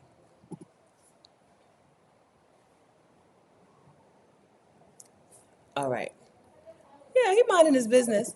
I know he's minding his business, but I'm like, if you would stand a little bit this way, I could get a good picture of you. He's like going somewhere. Joyce, what is the cost to rent? Is it an expat area? I'm interested in Costa Rica. I would love to hear from someone there versus the tourist sites. I've visited Costa Rica, but I would not live there. So Costa Rica is not cheap. It's not. So Central America, where are we? Nicaragua, Honduras. Panama is still central, right? whatever else is in Central America. Costa Rica is not is higher. It's probably more expensive than them. I don't know about Panama, but definitely more expensive than like Guatemala, Nicaragua, Honduras, right? So Costa Rica is not Central America cheap. It's not what people think of as Central America cheap. This Airbnb, now I'm paying Airbnb prices. I'm paying six something for 10 days, right? It ain't cheap. Six, maybe $50 a day plus fees or whatever. It ain't cheap. Um, but for long term, so long term rentals, this I've seen this size condo unit going in this San Jose region throughout Santa Ana and whatever for about $1,200, $1,400 per month, right? In U.S. prices. Remember, if you're looking on sites that are listing prices in U.S. prices, you're going to pay a premium. But that's what I'm seeing. Um, so about $1,200 for this, maybe a little less because this is only one bedroom. But if this, okay, I'll say two-bedroom condo like this, right? A two-bedroom condo with this little bit of space, a little tiny kitchen. I'm seeing those for $1,200 per month for a year lease. Um, if you're willing to rent a place that is not in a condo unit, of course, you can get less expensive. I've also seen a $1,200 three-bedroom house in Curitiba, right? $1,200 a month for a three-bedroom and a big house, not a small house. Very spacious, the kind of house where I would rent parts of it out. With a yard, not a pool, but just a good sized yard. Um, I don't know how to estimate square feet, but like a spacious house, not a small three-bedroom, but a spacious three-bedroom. Those are also $1,200 a month if you're willing to get out of town. So I've seen $650 houses in the Roar Moser neighborhood and San Pedro and all. You can rent a house for $650, two bedrooms, right? Bathroom is going to be not pretty, very old, and the kitchen you're going to need to supply your own kitchen, right? That's a thing in a lot of the world. When the appliances don't necessarily come with the rentals, right? So $650 a month, no appliances, and maybe no cabinets and countertops. Yeah, right. But $650 a month. I've seen plenty of those where they had I saw one with maybe 850. It was two bedrooms and it had the really beautiful ceiling, which is something you see in those Spanish style houses sometimes, really beautiful wood ceiling. And it had the nicer tile floors, like the old tile floors, not the new shiny ceramic tile floors, but like those old tile floors.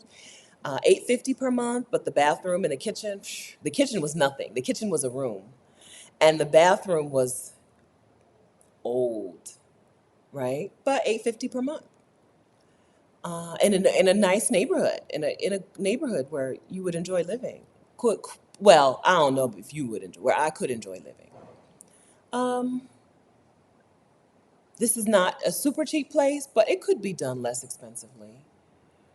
Uh, and it's also a place where you can ball out, right? I've seen $4,000 and $5,000 condos. I saw a house for $8,000. I was like, man, it was maybe 8 or 10 bed. No, maybe $5,000 for 8 or 10 bedrooms. I'm like, who gonna go in this house with me? Who gonna go in on this with me? So cost of living varies. It depends on neighborhood. It depends on, yeah, space. But I would say the standard small condo with not a whole lot of space for two bedrooms, I think 1,200 is about what I'm seeing. Right.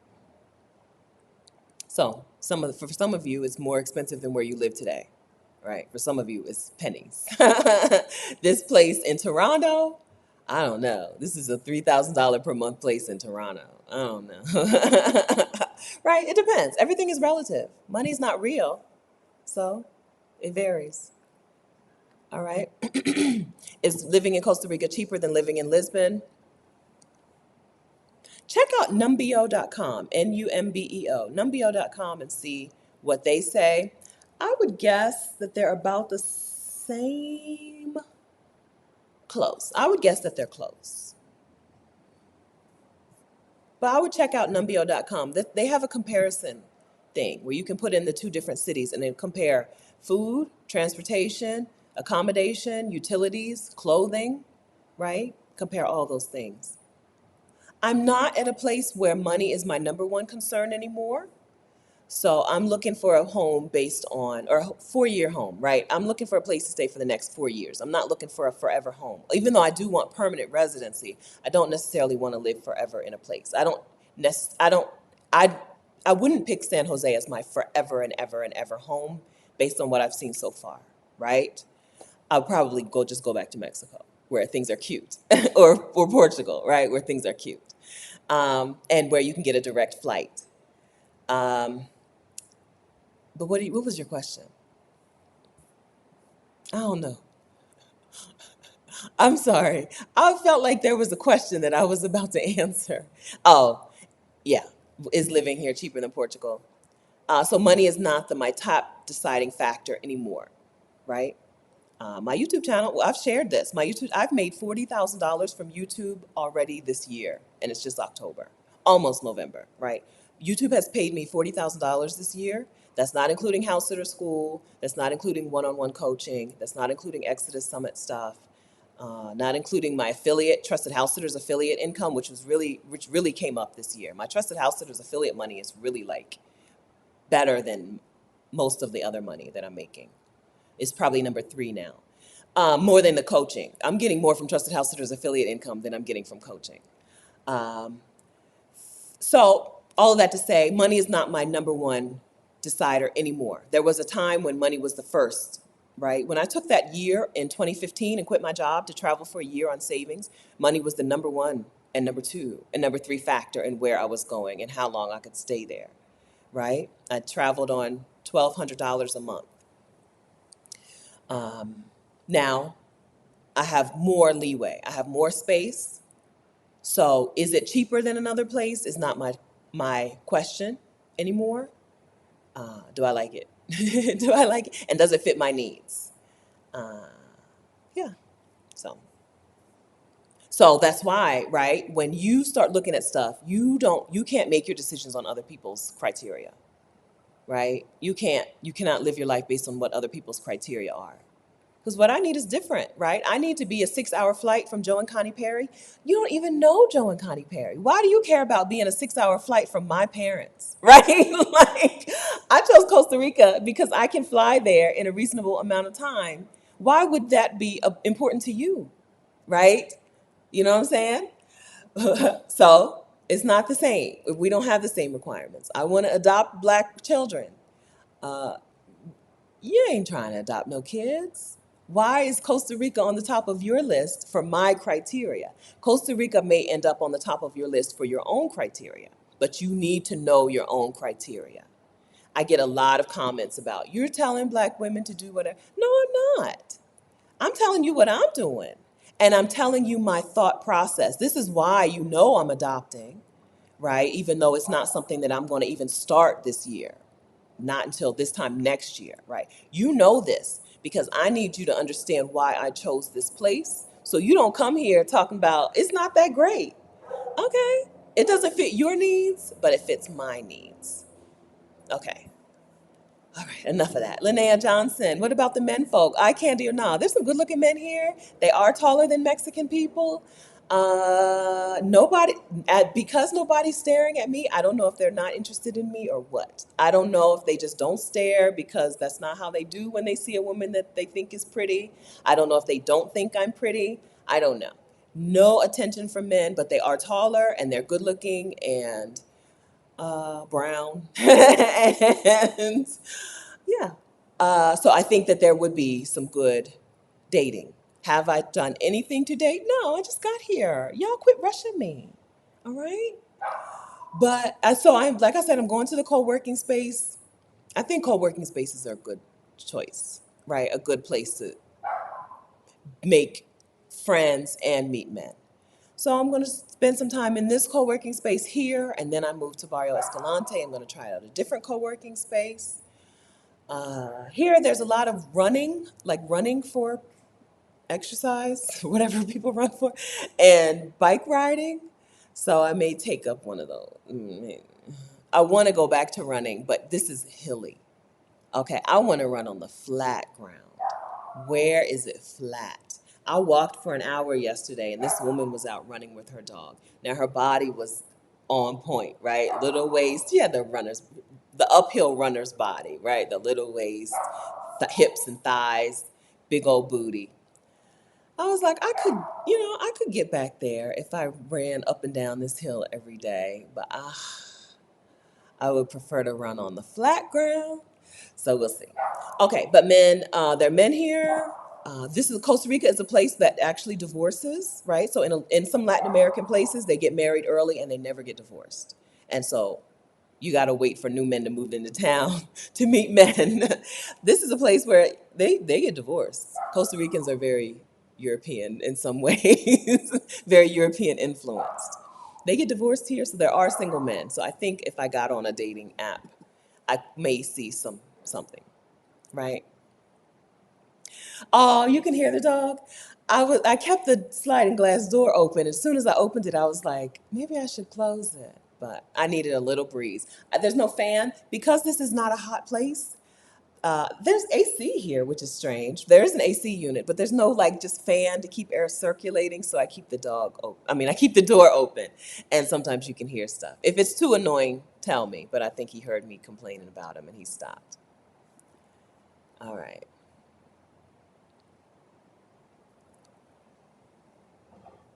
What are you talking about, Patty?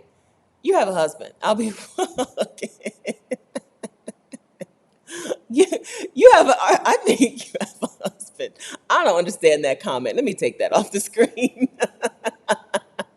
Let me take that off the screen. Yeah, that's the uphill run. And when you go to hilly places, these women got body. These hilly places, Portugal, that's the first thing I saw when I got to Portugal. I'm like, these white women got booties. Walking up and down them hills, it'll do it for you, right? So I could have my body looking, right? But man, do I want to get out and do that? How much walking up and down that hill do I actually have to do? Sonia, medical tourism. So medical tourism, yes, is a thing here in Costa Rica. I don't know what their specialties are yet. That's something I want to look into, just to see, just to tell you. I need to go to a dentist. So I started to make the appointment and then I didn't finish making the appointment. So I need to make my dentist appointment. So I'll at least tell you that, but I know people are talking about different kinds of medical tourism. So I need to figure out what they do here because medical tourism is kind of location specific, right? They have certain things that they specialize in certain places. So I'll see what they specialize in here. But I have a dentist appointment that I need to make. All right.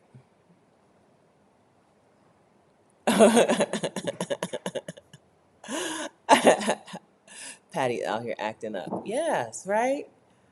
Ugh, them hills will get you together. Cutie pie. I miss my Lisbon booty. Them hills will get you together, right? You just have to be willing. I don't know. How willing am I? I miss running, but I don't miss running up hills. She was getting it. She had a little black dog with her. Her and that dog was getting it. And then she went past me, of course, because she was running and I was walking. She said buenas here, right? They don't say buenos dias. We're not getting the whole sentence. You going buenas, whatever, right? She passed me, and then we did the same loop. And when I'm coming back around, she was inside the fruit stand buying her fruit for the day to take back home with her dog. I was like, she got body. And then another girl, right? The girl walking down behind in front of me. I'm like, I could get back there. I could get back there, but if I stayed in this neighborhood, these hills would get me together. I think. Uh, Whatever. Yeah, Lisbon will do it for you. In Lisbon, everything is uphill. I don't know how it happens. Here, at least, I know I went downhill and had to come back uphill. In Lisbon, you go uphill, and when you come back, you're still going uphill. I don't understand it. I don't get it. I don't know. I don't know. Don't ask me. I don't know. Okay, so Amina says dentistry is big here. Okay, so yes, because we've seen lots of dentists, even driving around with my mom. We saw lots of dentist offices with English names, Smile Dentist or whatever, instead of Dentista Sonrisa or whatever Smile is, right? Um, so it makes sense that dental tourism is a big thing here. And when I Googled a good dentist in San Jose, and one came up, and that's all I did. That's all the research I did before I contacted her. Yes, Mother Nature's BBL. Yes, Hills. They'll do it for you. They flatten out your stomach too. Flatten out your stomach and increase everything else. All right. Yes. Yes. All right. This is a better place to try to work out, at least. If you're going to work out, at least do it in a place where it's 60 and 70 degrees during the day and not 4 million degrees. I'm on this team. I think this is a good choice. I think it's a good choice. Tia, we talked a lot about the rainy season. When you get a chance, go back. If you're concerned about the weather, go back. It's rainy season, and when they say rain here, they mean it, and it rains all the time, every day. Now that we're coming out of rainy season, so it didn't rain at all. It rained yesterday, but the first 2 days I was in this Airbnb, it didn't rain. I don't know if it was because it didn't rain anywhere or if it's because I'm not in the mountains anymore and it just doesn't rain the same down here as it did in the mountains. I really don't know the difference. I don't know. Okay, so Shar, what's my scouting? Oh, I missed it. Denise, I came to Guadalajara for 2 months. True experience, good. Oh, Denise, good. I'm glad. I'm glad you're enjoying the experience, even if it's not perfect. Guadalajara is not a big city lover's dream, right? But if you like towns and food, Guadalajara will do it. Let me see. I'm gonna get up and close the door I'm gonna get up and close the door. I have pants on, but I feel like as soon as I get up, they're gonna stop. We'll see. But the question that I saw was above that. What's my scouting plan for the week? All right. So this week, things I need to do. I guess I need to remember to make my dentist appointment. I want to go to the co-working station, see what their internet speed is like, see how friendly or unfriendly they are, see what they give you to eat or drink, and see what it's like working from an office space, and see if I can meet some people casually, like just hello, good morning conversation. Um, I have a decent amount of work to do this week, but I feel like I did a decent job of scouting this area just by walking around it, like seeing the grocery store, seeing what the houses are like, seeing what the internet is like. So this is my last, coming up, I'm coming up on my only last full week here. So I guess I need to answer my last Santa Ana questions, which are what? I don't know.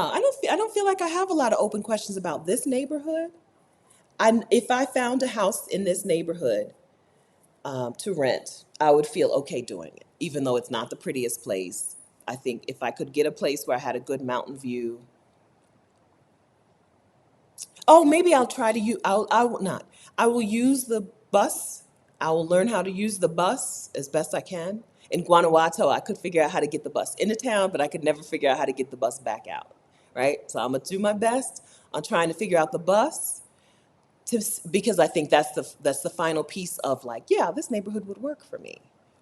Yeah, so the bus and the co-working station, okay? And then after that, I move over to Barrio Escalante, which is a neighborhood that has a lot of restaurants and stuff. Um, and I'll see if what that's like. Okay, so this week coming up, I need to check out a coffee shop slash restaurant. I need to check out the co-working place. I need to check out the bus. Thank you, Shar, for getting us on track. And then do some other, make my dentist appointment and other things. But for this neighborhood, before I leave this neighborhood, I need to have done these three things. Okay, so that's my plan for this week. Because I thought I'd booked a month in this one and a month in the next one and a month in the final one. I didn't. I booked 2 weeks in this one, a month in the next one, and then a vacation. For some reason, I booked another vacation to the beach, and then 3 weeks in the final one. So, and then I also want to try to find that Lozano sauce, that green sauce. Like, why are y'all hiding it from me? I feel like people are hiding it from me. Are you still here? Who was our friend from Costa Rica who was just here? I'm sorry, I just forgot your name. From Costa.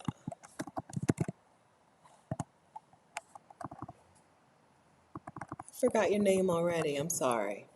Well, the green sauce, that's what I need to ask her about. The green sauce. So there's no service. I can't. I'm losing it. I'm not. Okay, there it is. There is no laundry service. There's no.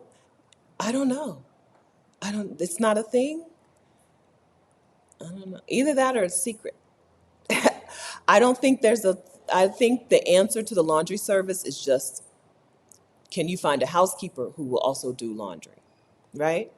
Right now, with it being just me, if the housekeeper came in, started or washed my clothes fully, wash, dry, fold my clothes, and then started the sheets, right? Strip the bed, make the bed, and wash the sheets. I'll finish the sheets and put them away, right? I have a whole thing planned out. What I do and don't want to do. I don't want to strip my bed. I don't want to make my bed. I don't enjoy those things, okay? So if she can strip and make the bed, I can finish washing the sheets for her for next time. I can wash and fold the sheets for her for next time. Right? So, but I don't see laundry service. I don't think there's anything I can do to scout it out. I think it's just that's the answer, right? Once I'm ready to get a house, rent a house with a housekeeper, when she comes on whatever day, Wednesday, can she also do the laundry? I don't think that there's any, I don't think lavanderia is our thing. I don't know. I don't know. Yeah.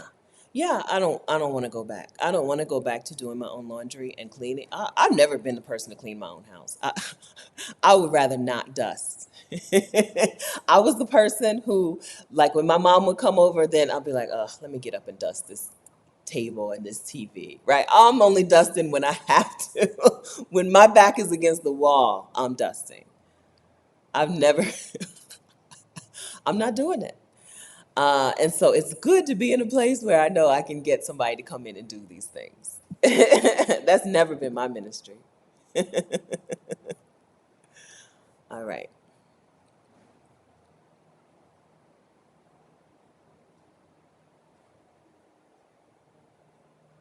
I'm just looking for your questions. Yeah, so it's a salsa verde, but it's a little different.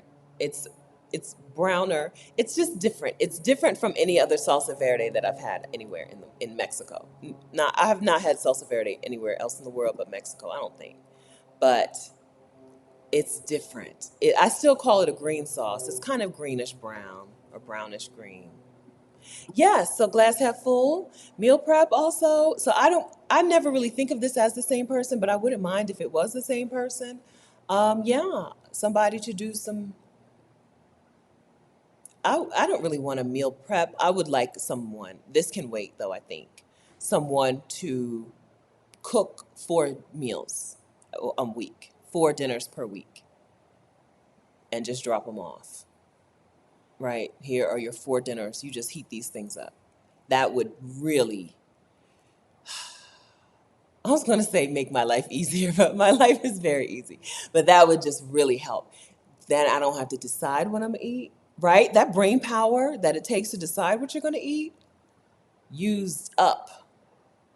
By the time it's time to decide what's for dinner, you've already used up your brain power, right? Which is why I spend so much time eating McDonald's out of the country. I eat a lot of McDonald's when I'm traveling.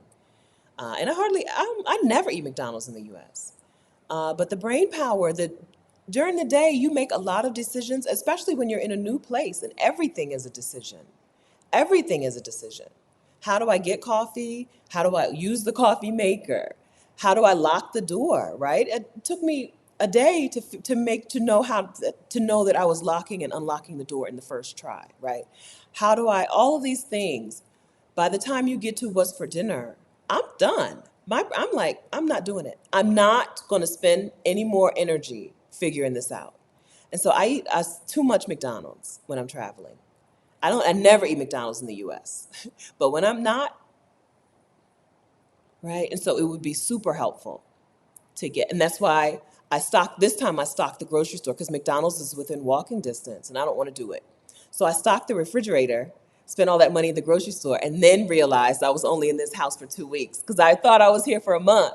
I got frozen shrimp, I bought salmon, I bought a whole rotisserie lime chicken.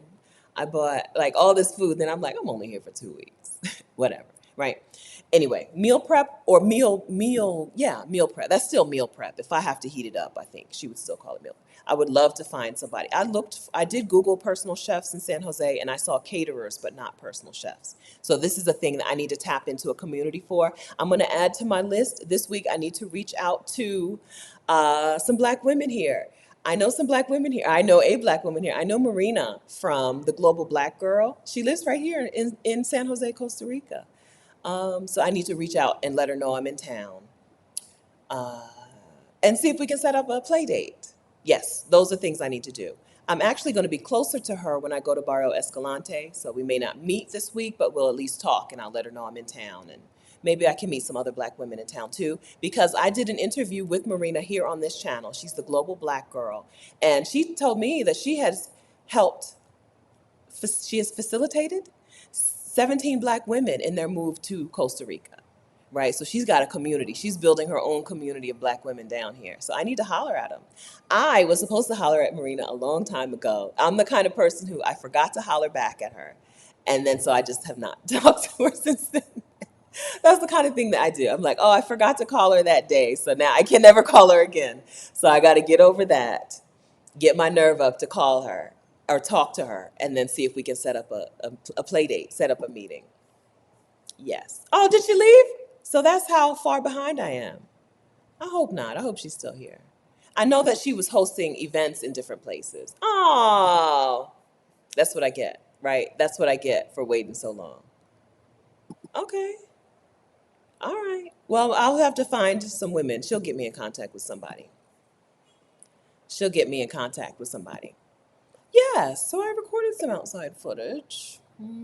Do I want to make a video with it? I don't know. I guess I could. So I love turning on the camera and talking. I do not love making videos that require me to put things together. There's this and the footage of that. It's hard. It's hard. So, but I can do it. I recorded myself on my little walk so that you could see what I saw. All right. Yeah. Yeah, so we have to. Beijing Brit says meal decision making causes me anxiety, especially when hubby and the kids have different ideas about what they want. That's right. Put that in somebody else's hands. I believe in that, right? If it's the thing that you don't like to do, but it has to be done, who else can do it? You're not the only one, right? I am not the only person who can decide what I eat. A stranger can decide, right? I tell the stranger what I like and don't like, and the stranger can decide what I eat. I don't have to decide that. Who else can do it? I'm a fan of that, right? Who else can do it? Somebody.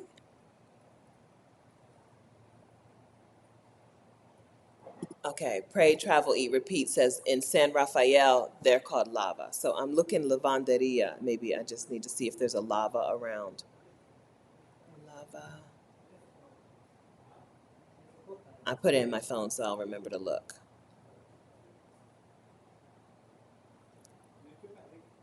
Lava car, those are car washes. I got two lava cars within walking distance. I got two lava cars between me and the road. I don't know. I don't know. I'm gonna look. I'm gonna look. Where is San Rafael? Let's see. How far are you? San Rafael. Alajuela. Alajuela. Alajuela. Okay, so you're north. Okay. I'll keep looking. I won't give up on the laundry thing, but I'm okay with the housekeeper because as soon as I live here, as soon as I have a place with furniture, I will also have someone coming in to do housekeeping. I'm not gonna do it. I'm not gonna do it. I know that. Sure, Jaborn. I know that. All right. All right. Yes. Yeah. Just because it has to be done doesn't mean that you have to do it with anything. Just because it has to be done doesn't mean you have to do it. I'm a person who it's very easy for me to take things out of my hands. Okay. But some people struggle with it, right? Some people struggle with not doing the thing themselves. Try it. Try one thing. You'll like it. Then try the next thing. Yes. Just because it has to be done does not mean you have to do it. Okay. Amelia's closing us out. Okay. Amelia says, great as usual. Great weekend to all. Great weekend to you, Amelia. Enjoying my birthday tomorrow. Happy birthday. Happy birthday to you. All right, wonderful. I hope you have a wonderful day. Okay, friends. Oh, okay. So thank you for the super chats. I did see super chats, but I didn't acknowledge them at all. SUPER. Let's look for super chats. I hope you're still here, Ileana Sky. Thank you. Thank you very much for that super chat. I think you left two super chats and then another. Will you be looking into the Afro-Caribbean communities like Limon, Puerto Viejo, sending peace love? Yes. I hope to get to Puerto Viejo in late December, early January. If not, it won't happen until I come back in like after my book tour. July or August, June, July or August. Yes, absolutely, absolutely, absolutely. Yeah, it's kind of why I'm here, and I expected to see more Afro Caribbean people here in San Jose proper. Yeah, it's kind of what I think I'm going to really like about Costa Rica. So, yes, is the answer. Thank you very much for the super chats. I hope that you're still here.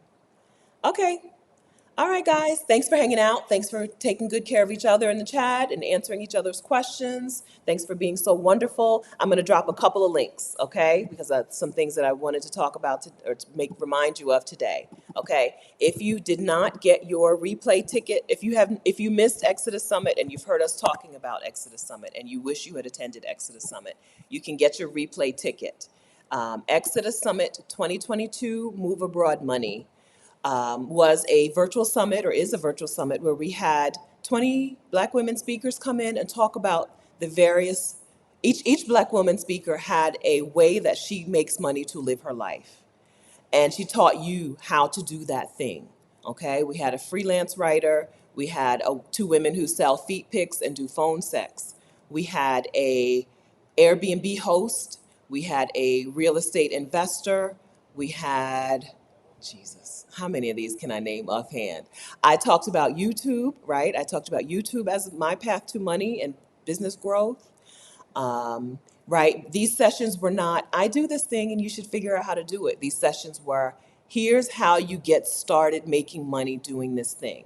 Has anybody made any money from their summit attendee? I know we're super late, okay? But if anyone has made a dollar, if anyone has made a dollar from something you learned at Exodus Summit, tell us in the chat. Teacher Jade on teaching anything online, making money teaching anything online. Rashida on infopreneurship, how taking what you already know and what you already know how to do, how to put that on the internet so people can pay you for that information or knowledge or wisdom or help or support. Um, um, Libria on finding remote work, right? Like how to actually find remote work, how to separate yourself from a job title to actually find the work that you are already qualified to do and work that you can do literally from anywhere, right? Not just work from home, but work from anywhere. Um, Teen Zekias came in and taught us how to negotiate, right? 3 secrets to earning the salary you deserve. And Sojourner came in and taught us how to take what is traditionally a job done in person, like social services, how to take that remote. Sojourner's session, I don't know that we've talked enough about Sojourner's session after the summit. Sojourner did not just come in and say, if you're a social worker, look for remote work. Sojourner gave you job titles and job descriptions and resources on, like, if you are in social services or healthcare or education, right? If you work in a place where that's usually done in person and you need to know how to take that job out of the in-person world and into the remote world. Sojourner's session on finding remote, no, on taking a traditional job remote, taking a traditional job 9 to 5. I mean, that's money. She gave you the job titles to start looking for, to transition into. Here, let's listen. If you do this, here are the things that are out there for you. Sojourner had me convinced I could find a job, and I don't even want a job. Anyway, Exodus Summit 2022. It's not too late to get your ticket. Watch the replay sessions, learn, and make some money. Okay, all right. Some people have already started making money. Anybody in here share anything that they've done so far? Yeah, right. Like Sojourner session. If you work, yeah, I can't say enough about it. I, I was like, she just told me, she just gave me the exact jobs. I don't even want a job, right? She broke it down so matter of factly. Here are the jobs, right? So, yeah, so you're like, I do this thing. Now, there's no way I can do this online. She gave you the exact job titles that people are hiring for, the exact phrases and keywords that they put in the job descriptions so that you know that this is what this means. This is who this job is for. Very, very, very helpful summit. Clarice, who works with me, Clarice has already put up an e-commerce site after attending Exodus Summit. Now, I think she was probably starting on it before the summit, right? But Clarice, we had a session on e-commerce and drop shipping. Clarice has an e-commerce site up, right? Well, up, but not ready for business yet. So I'm not going to share the link, but up. She's Black expats and repats in Jamaica. Black expats and repats in Jamaica. They're putting together an e-commerce site. Yeah. Okay, so it's not too late to get your Exodus Summit replay on so that you can do. Um, Gail says Sojourner was also helpful for folks doing nonprofit work. Good. Thank you. Thank you for that, Gail. Good. Yeah. Yes, so you can purchase your replay ticket at exodussummit.com. If you need to upgrade, if you have the weekend pass, your replays are going to end. Your access to the replays are going to end. If you want to upgrade to the all access pass, just go back to an email that we sent you with the subject line, how to upgrade, right? If you have the weekend pass, we've already sent you an email with the subject line, how to upgrade. I'll send out some emails again. I don't want to promise it'll be today, but we'll send some more emails out about the upgrade process. But you can do it just by looking in your email.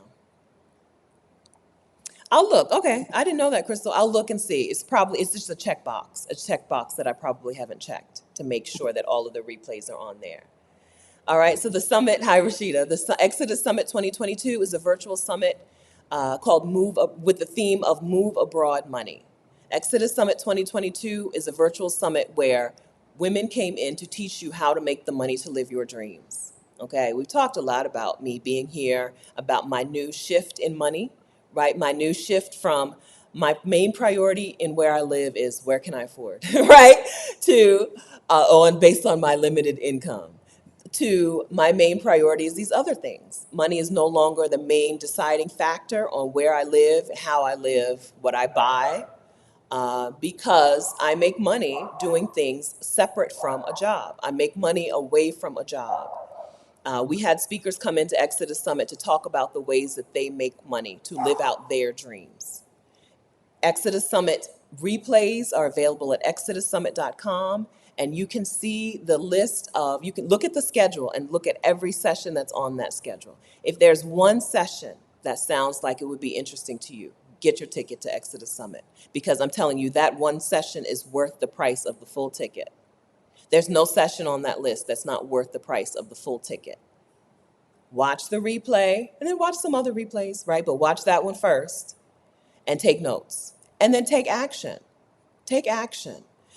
We also had sessions on taxes for expats, which is going to be helpful for everyone who wants to be an expat. We have sessions on Adelia's session on how much money is enough. Putting a price on the life of your dreams is a wonderful session if you need some help figuring that number out. How do I figure out the number? How do I know? Can I move abroad? I don't know because I haven't figured out the number yet. I don't know how much I need. I don't know how much it's going to cost. A Dahlia session. How much is enough? How much money is enough? Putting a price on the life of your dreams. Okay. Go to Exodus Summit. Rashida and I host Exodus Summit every year because we don't like to hoard information and we don't like to hoard resources. We know people, we know women who are out here doing things, and we put them in one place during one weekend so they could teach you this thing. Okay, so get your replay at exodussummit.com. Get there and then get into the Facebook community is still open. If you're watching this today, October 22nd, the Facebook community is still open, so you can still jump into accountability groups. So you can still get some accountability partners so that you can move towards that money-making thing. I don't feel like I ran through every session. So go to exodussummit.com and look at the schedule. I'm telling you, if one session makes you sit up and go, oh, I would like to do that, or oh, I'm doing that and I'm not making any money, I need to learn from a coach. Get your ticket to exodussummit.com. Get your ticket at exodussummit.com. Watch that session, take notes, take action, and then join accountability groups. Okay? All right. Do we have an infopreneur accountability group? So Rashida and I are coming out of vacation mode. So I don't know the answer to that, but we will soon. So we will go back into the community and see what y'all been doing in there without us while we've been on vacation. What have y'all been doing? I don't know. We're gonna find out. So Patty, if the there was an accountability group set up. I don't know if that information has been shared on in the Facebook community. Okay. If it has not been shared in the Facebook community, we'll get on that. Okay. We'll get on it to make sure that you have access to that. Okay. Yes. Come on over, Colette. Watch those replays. There's money in that summit. There's money in that summit. All right. Women are already making money from the summit. Watch them. Watch the sessions and then take notes and then take action. Okay? Any questions? Yeah, right? Watch it, take notes, take action. One of those is not only the first part is not going to help you. Okay? There's no session that's worth the money if you're not going to do it. Right? If you're not going to just do it. It's okay if you're afraid, but you have to do it. You have to. There are not too many have tos in life, but you have to do that. Okay? All right. We had I skipped some things. We had investing. We had a trading session with Jolyn, excuse me. We had a session on trading with Jolyn GC, but a Dahlia session was also, had some focus on investing as well. So even if you're not looking to do work, are you looking to invest? We had investing in like the stock market or whatever trading is. And we also had a session on investing in real estate.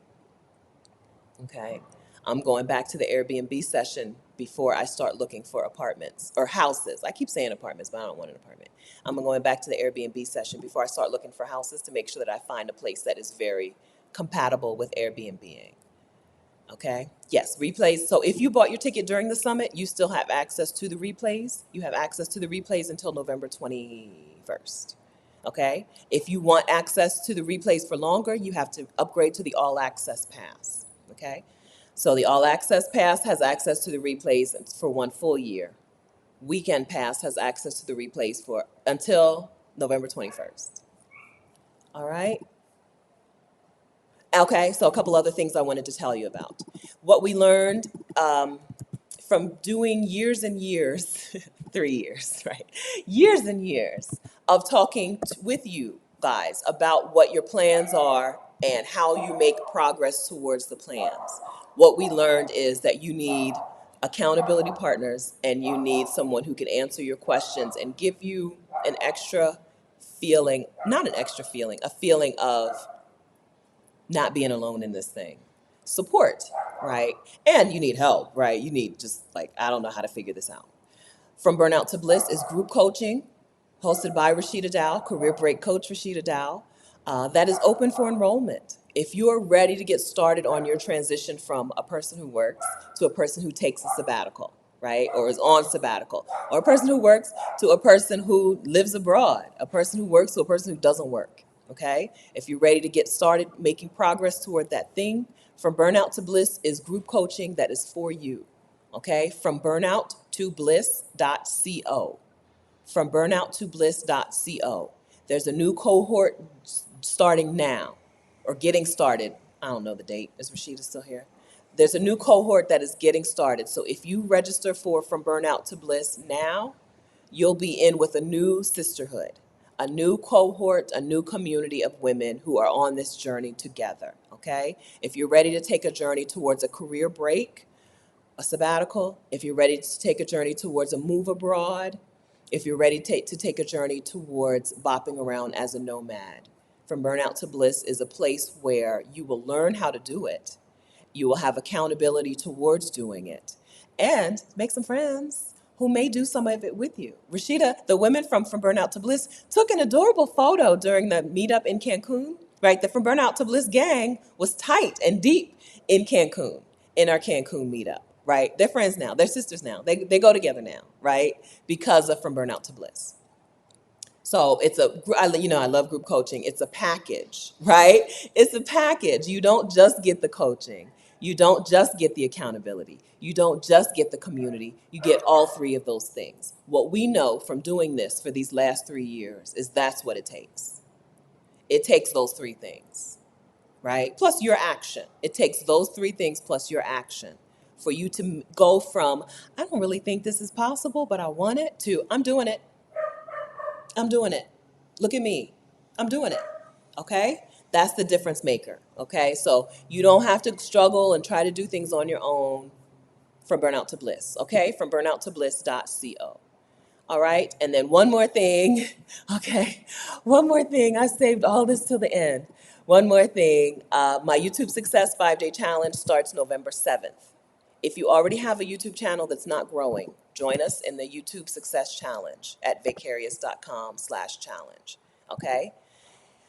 YouTube is a place where people are looking to learn about the thing that you talk about, but they don't know about you yet because YouTube hasn't told them about you yet. You get YouTube to tell people about your thing by telling YouTube about your thing. You have to be very clear with the data that you give to YouTube. In the YouTube Success 5-Day Challenge, we walk through this process. Now, I did basically this challenge during Exodus Summit. My YouTube talk during Exodus Summit, called Get Clients from YouTube, is the thing that we do together in the challenge. If you watched my session and you were like, yeah, but I can't do this by myself, okay? Join the challenge, YouTube Success 5-Day Challenge at vicarious.com/challenge, okay?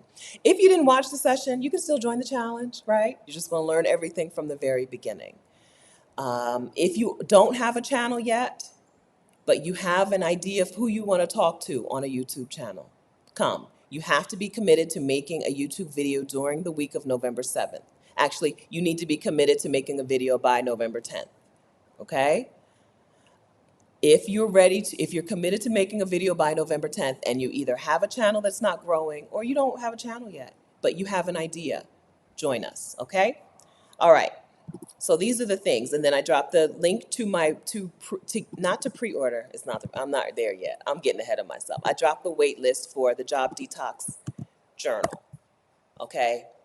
This wait list is just where you will know when the book is available, so you don't miss it, okay? If you want to make sure you know when Job Detox, a workbook for Black women to stop striving and get free, if you want to know when it's available, go ahead and get on the wait list so you'll know. This is not the pre-order list. I'll be someday, sometime soon, there will be a place for you to go ahead and pre-order the workbook, but not today and not tomorrow. So the best I can do is tell you to get on the wait list just so that you don't miss it, okay? Make sure that you don't miss it. Okay, those are the things that I wanted to make sure that we didn't get out of here without talking about. Next week, I talk with Halisi, who is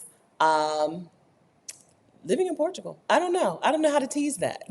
Halisi and her husband went from living in Colorado and being like, oh, it would be so nice to retire in Portugal, to, oh, we're retired in Portugal in a pretty nice amount of time. So we're going to talk about that with her next week. Okay? Thank you again. Okay, so I've done the closing already. Thank you, friends. Thank you so much for watching. Thank you for hanging out. We'll see you next Saturday, 10 a.m. Eastern Time, 8 a.m. Mountain Time. Or maybe, I don't know. I think 8 a.m. I think time changes between, no, time changes after that. Yes. Okay. I'll see y'all. Thanks for hanging out. Bye.